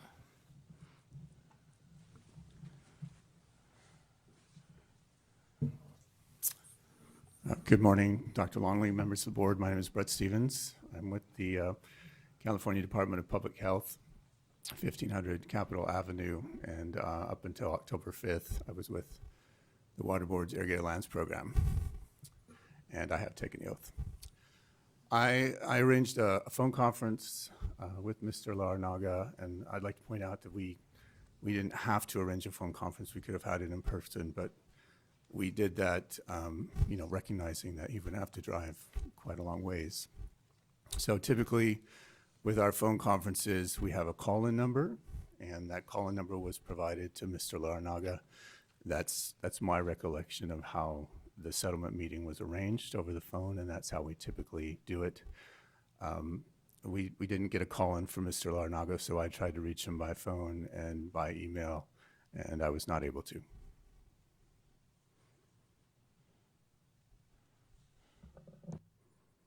You have a follow-up, John? Thank you very much. Yes. Do you have a still statement? stand here or Pardon? do I still stand here or do I go take my chair? I think at this point, if you're through with your testimony and if board members have no further questions or comments, and seeing none, it is your opportunity to cross-examine the prosecution team.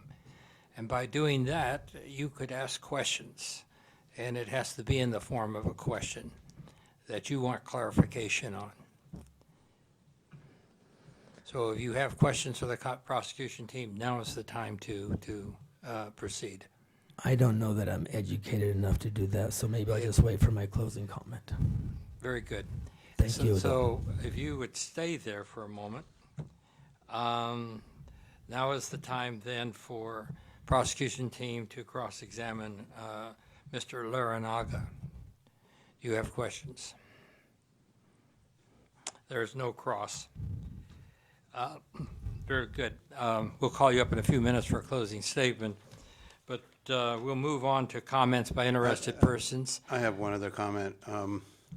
Education comes in many, many forms, and I don't think I can allow Mr. Laranaga to put himself in that category of not being educated, so. I appreciate that, Bob. I concur. Bruce, if you could come up and, if you haven't taken the oath, do you swear that what the statements you'll make are the truth? If so, answer I do. I do. Thank you. Introduce yourself and if you could give some explanation on Sure. fines, back payment, whatever. Sure. Thank you very much, Chairman Longley, members of the board, and staff. Bruce Hadelschelt, Northern California Water Association, on behalf of the Sac Valley Water Quality Coalition. Geographically, as you know, we go from Solano to the Oregon border, where Mr. Laranaga's property, near where we even go further north to Goose Lake that straddles Northern California and the Oregon border. Covering such a large territory, 1.3 million irrigated acres, roughly 8,000 owners and operators of agricultural operations, including wetlands, we're structured more to have a local outreach. So either through our farm bureaus or resource conservation districts, we have folks that are there that I work with directly on a whole range of things, understanding the program requirements, working with your staff on outreach and compliance, and we have because we recognize the footprint that we're in. When there's a question about membership, question about farm evaluations turned in, or nitrogen management, we'll reach out to folks. I will reach out. I'll work with your staff. We'll reach out to our local folks and make sure that members understand the process. You know me, I have a different way of putting things, and I'd like to have a PERS credit for every time I've been thought that I'm actually the regional board. So, and I'm looking forward to that check coming when I retire. But that's a lighthearted way of saying it's understandable, the confusion that occurs, and we go out of our way to make sure, one, that we tell our coalition members, our growers or ranchers, if you get something that says Central Valley Regional Board on the top, answer it. Please answer it. With respect to what Mr. Laranaga referred to is for equity purposes. Our subwatersheds will charge someone who's come into a program late fees for previous years. Those aren't fines, but that's to create equity. Otherwise, you'll have those folks who, frankly, those folks who say, I'll show up, I'll enroll when the regional board shows up, riding the coattails of those who understand the program. I'm not characterizing Mr. Laranaga in this way at all, please. I want to make sure of that. This happens in Dixon Solano, this happens in Butte Yuba Sutter, this happens in I think a majority of the 13 subwatersheds that make up the Sacramento Valley. I'll leave it there unless you have any more specific questions. Are there any questions? Are you familiar with the coalition that Mr. Laranaga did join? And the reason I'm asking is I'm wondering whether or not they have the kind of outreach and the kind of maybe patience and you know. Absolutely. So thank you for that question, first of all, because this is a discharge permit. NACWA is the permit holder on behalf of the members. But as I mentioned, to implement it, we have these subwatersheds. And the Northeastern California Water Association, Chairman Longley's been there. We did a tour in October with their board leadership. I work actively with their administrator, Tammy Humphrey, on a daily basis, and their predecessors, Pam Giacomini. So it is a little bit of language, right? I had a conversation with someone yesterday, and they go, well, you know, that inspection you did last year, I said, the inspection the regional board did, you mean, right? So, yes, I'm very familiar and work actively with those folks, and they work actively with me. Do you find it a little bit harder to, or let me not set up the question that way. Do you find that it can be harder for people who are maybe not full-time growers to understand the connection, or? Absolutely. Yeah. Whether they're small operations, whether they're in the Upper Feather River or the Sacramento Valley, whether they're small Asian farmers down in the Central Valley, it can be challenging sometimes for them to understand. And that's why we go out of our way, as do all the other ag coalitions go out of their way to provide outreach and understanding without being the regulator. Thank you. Mm-hmm. Any further questions? Thank you for the opportunity. And thank you. At this point in time, then, the board will take a closing statement by Mr. Larinaga. And before he starts his opening statement, can I ask a question of staff? Certainly, go ahead. So I'm looking here I looked at attachment H, and I know that talks about the factors and how they multiply. But I was looking for a page where it talked about how the economic benefit number is arrived at. Do you know where in this document it is? So you're referring to attachment H of the complaint? Yes. So the inputs so the economic benefit that was ran for that is included as an attachment to the last page of it. However, we have submitted several exhibits related to economic benefit. So the inputs used for the complaint are, one second.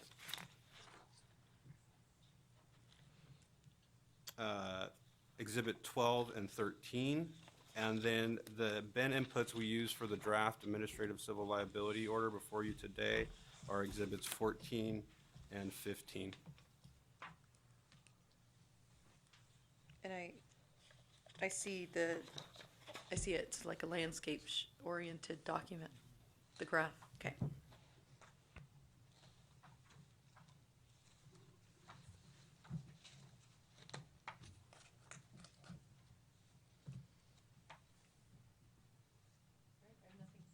I have nothing further at this time.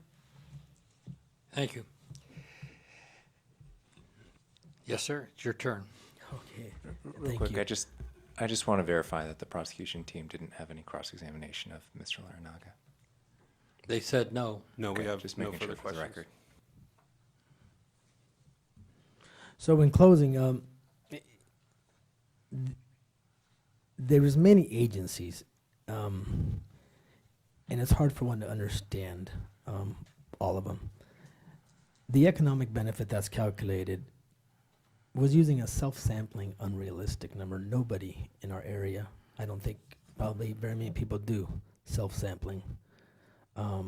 So the coalition cost that I paid into, that is acceptable. The penalty calculation I believe is severe, and I don't believe that the violation warrants that. The ability to pay also, you've seen, is not accurate because of the gross and the property value, not the net. So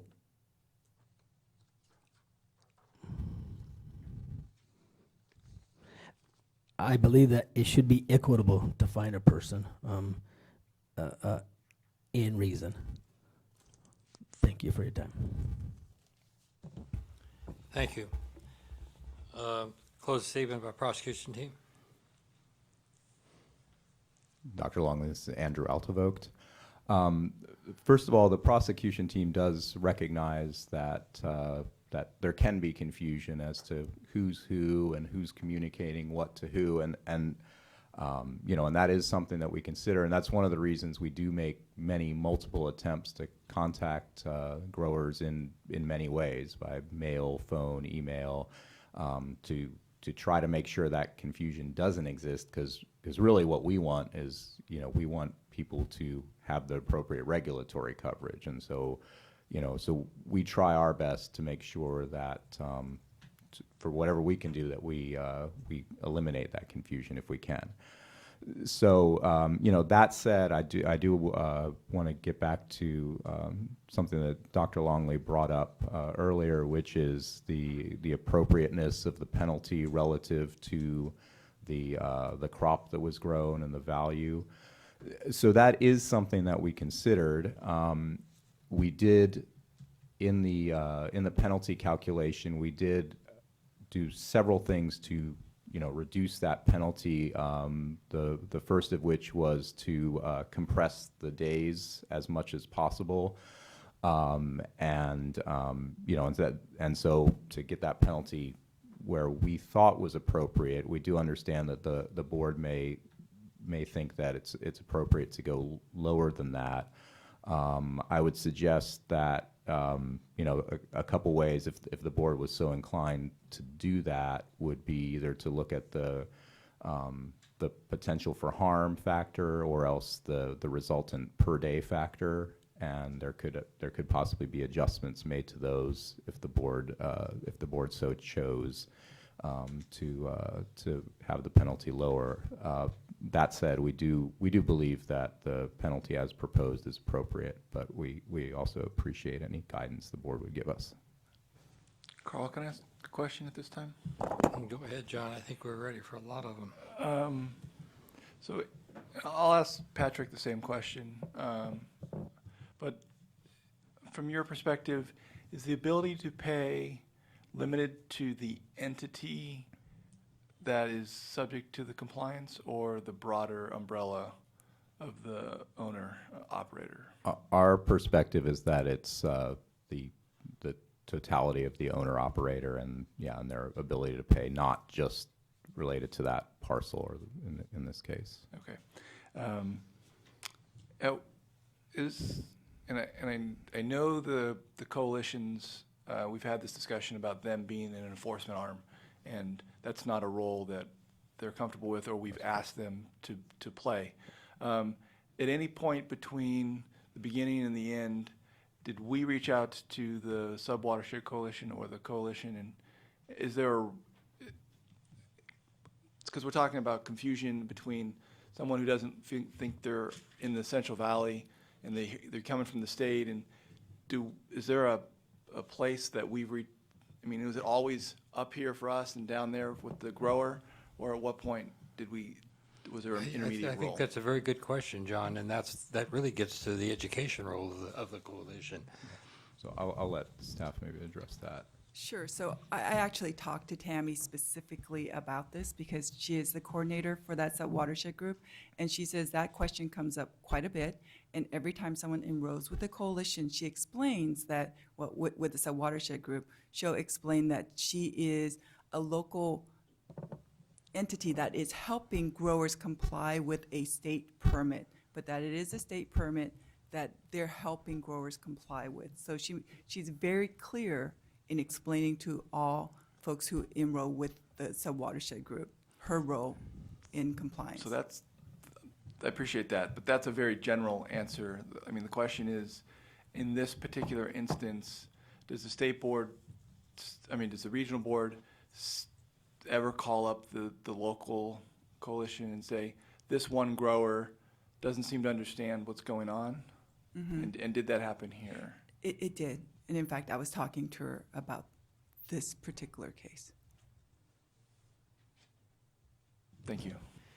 And to answer your question, just about what ability to pay considers when it comes to a discharger, I think the guidelines provided by the State Water Board's enforcement policy are fairly flexible.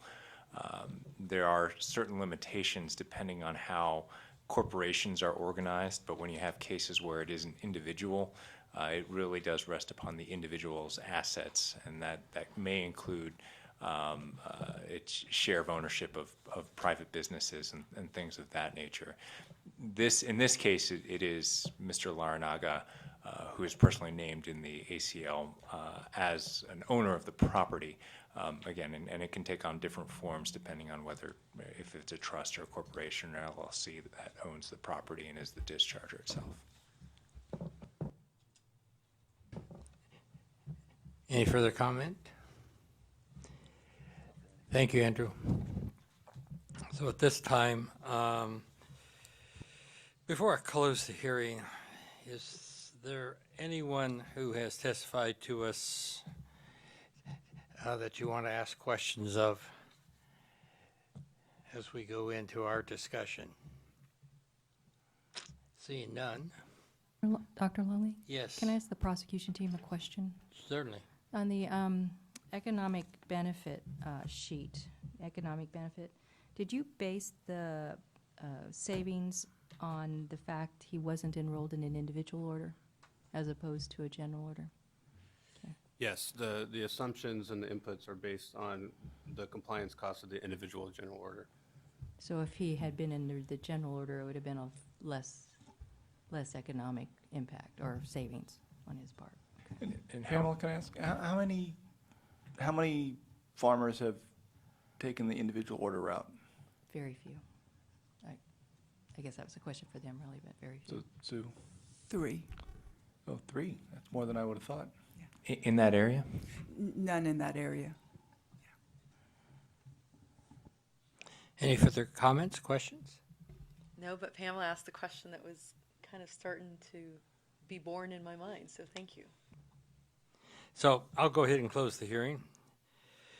And we can always open it up again and talk to folks, but at this point, discussion will be limited to board members and members of the advisory team. And we'll start out by asking if there's any further comments to us that the advisory team would like to give. Well, Patrick could certainly living speak up to your title. Well, I think the board should note, and this case is kind of unique. I mean, we do want to send a message to non-filers. I think Mr. Larranaga certainly deserves a message to be sent, but he made a good comment about the fact that our documents in nowhere says that we're the state of California. When we changed the logo from our letterhead to the water boards, the words "the state of California" has gone away. And when I look at the text, we still don't say we're a state agency. So that does not, the strong, he makes a good point that we haven't made a point that we are the state of California. We're not a local coalition. And it can be a point of confusion, but that's something we're going to have to fix in-house. So I think that should weigh in. I am a little concerned with the distance and the lack of the need for Mr. Larranaga to continually travel down here to meet with us as opposed to us traveling up there. But I think some of these factors should weigh into the board, and I wonder what the economic savings would be if we did not consider it as an individual order, but the costs associated with the general order. He did miss a few plans. They did include the plans that he missed. He would have had to do that under either order. So I think that was a very appropriate cost savings to consider. But his cost of individual monitoring would have been significantly less.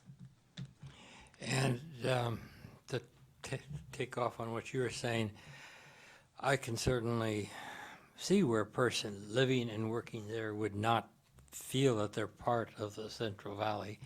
I visited that area several times, and you look at Mount Shasta from the east. Mount Shasta and those mountains, that high ridge that runs through there are really to the west of you. And but their waters do flow to the Central Valley, and the They do, and they Pitt have River a- and other rivers join the SAC, and they are part of this region. They are part of this region. We do have some concerns. We have concerns with the Pitt River, which is ultimately the water that is the receiving water. So, that's why I asked the questions about if he uses chemicals that are typically associated with what we're trying to attack with irrigated lands, and he doesn't use the chemicals that we would normally see in runoff or in our groundwater. So, I think weighing in the environmental harm along with the fact that he still has to be under our order, it's a requirement, but treating that the same, or I think he made a good point on having it be similar to how we treat someone in the valley where we do have a pervasive pollution problem. Right. I think the board should consider And that I think in that's a good assessing point. the penalty. And I'm going to reopen the hearing. I have a question, because I have a question of the prosecution team. I have a question first, Pam. Go ahead. I mean, this is organically grown, but still organic fertilizers are used. They still had nitrate, and there's still danger to the groundwater from that. I would agree with you if it was something other than hay. I guess we could ask Mr. Larranaga if he uses manure, but usually hay is something that... Alfalfa. Alfalfa is not something, that's a least use of a fertilizer crop you could grow. Well, it generates its own nitrogen from the air. I didn't say that properly, but... Yes. I've reopened the hearing. Mr. Larranaga, could you come up here, please? I'd like an explanation from you on what constitutes organic farming on your property insofar as your fertilization practices. And you've already testified you haven't used pesticides. Am I correct on that? That is correct. What about fertilizer? I don't use any. Yeah, And- they do have some organic chicken manure, but it's pretty cost effective or costly, and so I've been organic for 3 years, and so I'm just getting my feet wet on that side of it, and so at this point I don't put anything on that And ground. what is your source of nitrogen for your alfalfa? It makes its own nitrogen. Alfalfa does. And that was my prior statement, just the nature of the organisms associated with that and the crop itself. Thank you very much. Unless you. somebody else has a question. Hey, Dr. Longley? Yes. Can I just ask one follow-up question? Sure, go ahead. Just to clarify, the pesticide use, are you saying no pesticides, period, or no pesticides other than organically approved pesticides? No pesticides. Right, none. Thank you. All on there. Thank you. Thank you.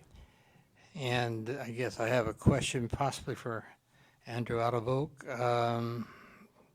or you can direct it whoever would be most appropriate. Was when you talked about the threat to ground and surface water, that is my assumption is normal farming practices involve pesticides and application of fertilizers. Given the nature of this operation, as was given to us in testimony, were you aware of these practices when you made those calculations? That did not factor into that part of that calculation, although, and that's why I say that I think that is certainly something that could be adjusted by the board. And if you had known that, would that have impacted the number, would that have changed the number that you used in those calculations? And if so, what might that number have been? Yeah, I think it would have changed the number. Again, the one thing that we did consider, which is a little different in this case than some others you've seen, is the potential for surface water discharge, and of course that could be sediment and not necessarily agricultural chemicals. To be honest, I have to pull up the enforcement policy and look at it a little bit to consider what other number it would be. If the potential for harm was changed, that would basically move it down in the matrix for the per day factor, and it could end up with certainly a lower per day factor just based on that. And then there's also the range in the per day factor for anything on that matrix, and there's ability to adjust that. And we ended up sort of above the middle for that. I'm going to leave the hearing open for the moment because we may have further questions of folks on the prosecution side. Is this something that board members would like to pursue, or do you think that this is not something that we should be delving into at this point? Well, I'm not going to answer that question, but I have my own question. About how long would it take the prosecution team to come up with the economic benefit analysis that used the numbers associated with being part of a coalition as opposed to being an individual enrolled under an individual permit? Are you asking, could we do that now, or could we take a break and do that? Is that what Yeah, you're that's my asking? question. Is it possible to do within a 10-minute window? Carmen, that's where I was going. Yeah, let me So the question is, how can it? let how me ask long will it Mr. take? Elder to. So then I did weigh in on answer that. your question, Dr. Longley. Well, that's where I was going. And so, let me ask Andrew a question since we're in this mode. Does the compaction of days, when does that occur in the process? Is that an independent number, or is that taking into account culpability, cooperation, and the other factor? I mean, is that a number you determine after the others to get the? It's a number that the ability to compact the days gives us the ability to adjust the penalty appropriately to a certain point. And, you know, so from the maximum, we can adjust it down in that way. So my question is, if we were to change these other numbers, there could have been that number of days shrunk would have been a different number. No, I believe that the number of days are compressed to the maximum now. So given the guidance and the policy, we couldn't compress the days any further. But I'm asking the other way around. Oh, I'm sorry. That if for some reason you thought 30,000 was the right amount, and your other numbers got you to 26,000, you could have 28 days or 29 yes, that's days. correct. That's the final arbiter number right there. Yeah, Final that's variable, correct. I We can guess. adjust it between the minimum and the total number of actual Okay. days. Yes. Thank you. Sorry. Well, Answer as far as time? Yeah, as long as we have a general understanding of the inputs that are required for the coalition for the third-party general order. So that would assume that the costs are the back fees paid to the coalition. We could calculate those numbers. Okay, and the question is like, as a matter of time, would it be minutes? Would it be hour?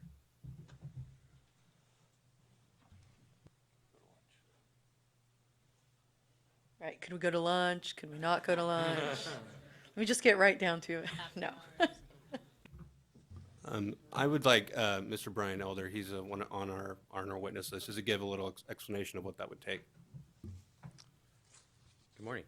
Brian Elder. I'm a senior water resource control engineer and financial expert for the Office of Enforcement at the State Water Board. have you taken the oath? I have taken the oath. Thank you. As far as time, so just to kind of give you a brief, in my understanding of the inputs that are going to have to go into this, there's certainly, it sounds like, avoided reporting that would go into this. And the essentially delayed cost of paying the coalition fees. I think we've heard previously that essentially by enrolling in the coalition, they're allowed to pay those back fees. So those costs would be assumed delayed. And really on $400, you're looking at very minimal amounts of delayed benefit there. However, those reporting costs would be significant. So as far as time, it sounds like we have the appropriate staff from the region that can give me an estimate for what the reporting entails. I think we could do it fairly easily over lunch. So I guess my question would be to the board, I don't know if I can ask this question, whether there would be an inclination Well, to that support. was my question. My question was, what was the pleasure of the board? Is this something we'd want to pursue, or do you think that this is not a direction we should be going? I'd like folks to address that. Pamela said it, that there needs to be a statement that non-filers need, there's some repercussions to non-filing. And from what I'm hearing, the minimum penalty, the minimum economic benefit is, especially if it's delayed, cost of money of $400, that's not going to be in the range I'm thinking for this penalty.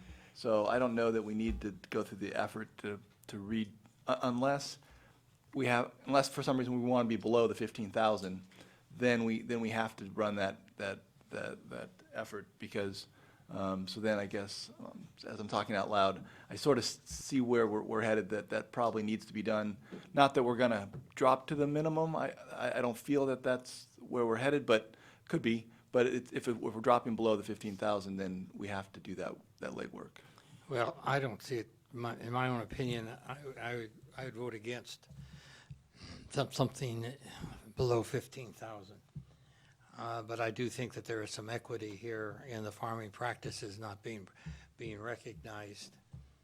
And even whatever that is, even if it's a few $100s, I think we need to know what that impact is. And I think that I feel similarly to the way you two do.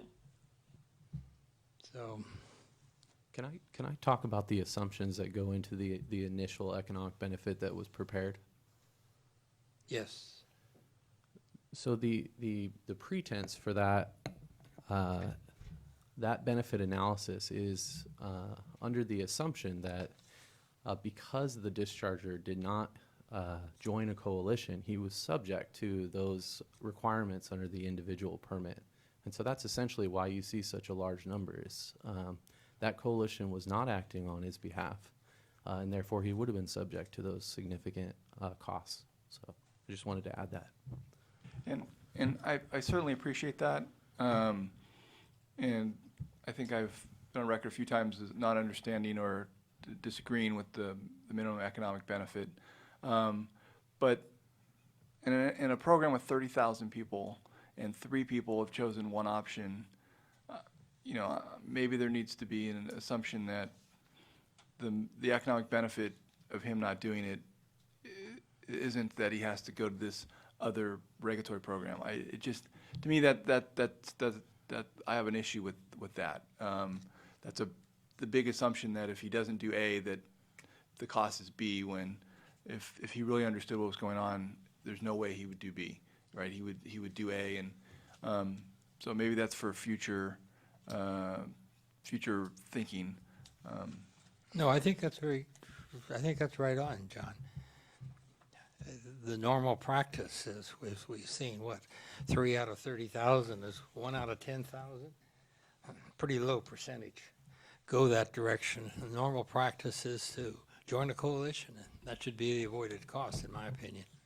I agree, but then, is the incentive going to be so low for people to follow the law that? Well, let's see what the number is. Okay, We're talking. I've got Patrick on the microphone. Yeah, and if I could, so the economic benefit of noncompliance is really the floor. So if the board still feels that there's still an incentive provided by low penalties or low administrative civil liabilities to, again, skirt the board's enforcement authority, the economic benefit is really just the floor. Even in this case, we're talking about a maximum penalty of potentially $600,000 or more. We're generally very close to the floor area one way or the other. And again, I think the point was made earlier a couple times that some of the board in the past, and including the series of hearing panels that the board held in Fresno in 2016, considered very different crops. They considered hundreds of acres of almonds, walnuts, pistachios, grapes, raisins. And so the calculation for somebody who's growing several hundred acres of almonds may be that an individual order is certainly a viable option if there's differences with the coalition.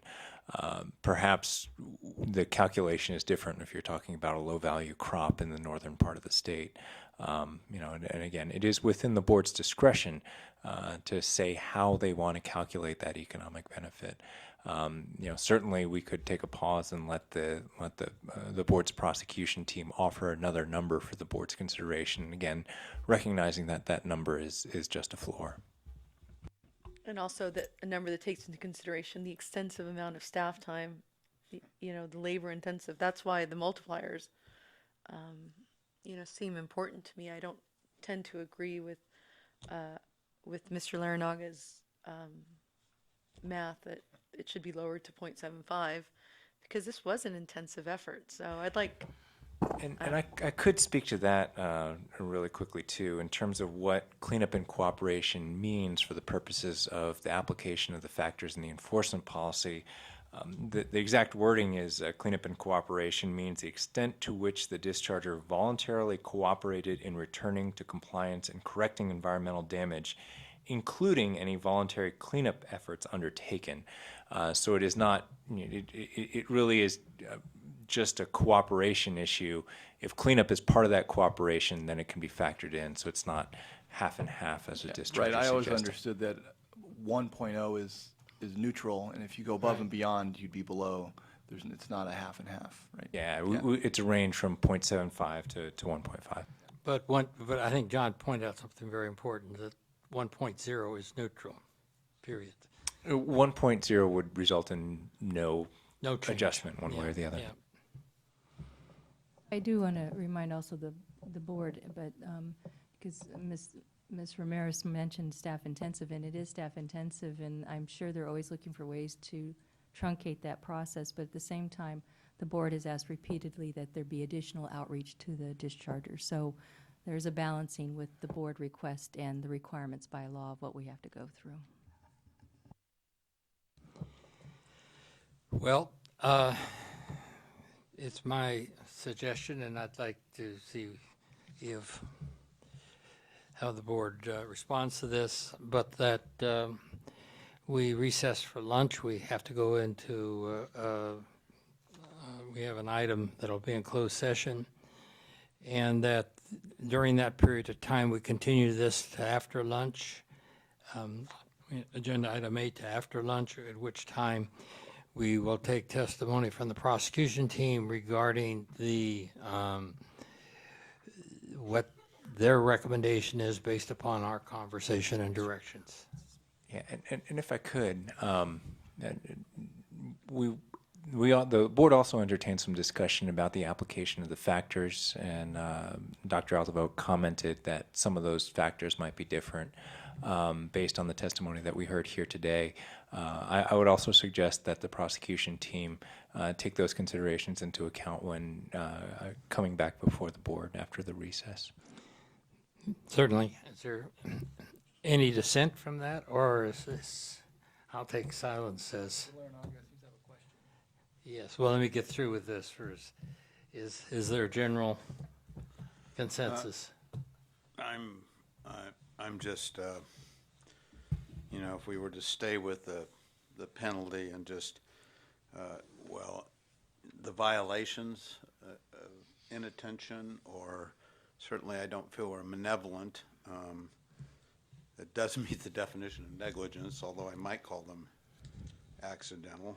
There's a bit of a generosity, and you know, he finally cooperated, and there wasn't anything to clean up. And you know, if you take those and decide that those are both at a level of 1, which may not be fair to staff and the work they did on this particular instance, then you come up with about, well, I don't know what the initial liability. This one's 14 in the report on page 2 is $14,950.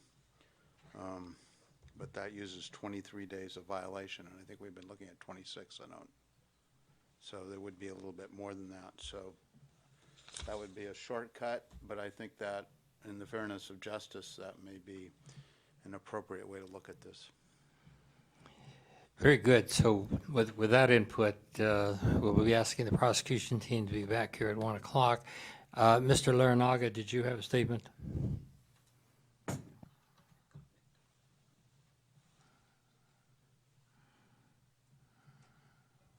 Thank you for allowing me to speak out of turn.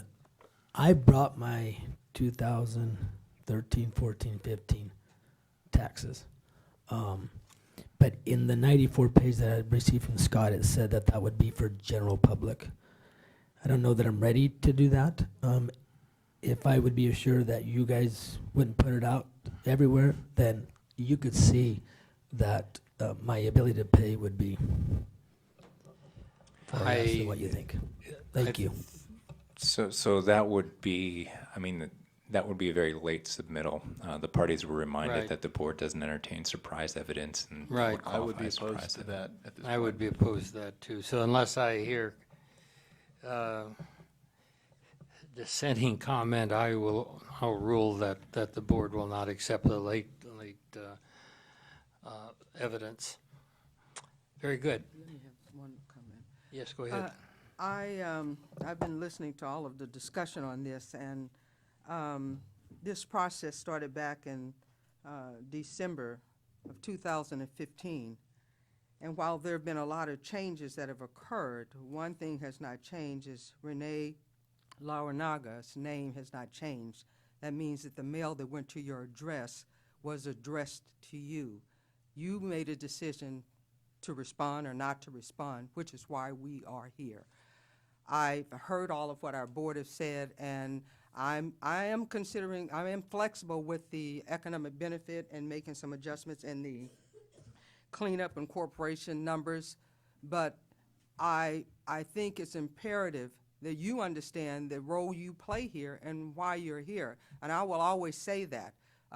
You made a good presentation. You talked about the state and logo, but had you opened that documentation when it first came to you, we would not be here.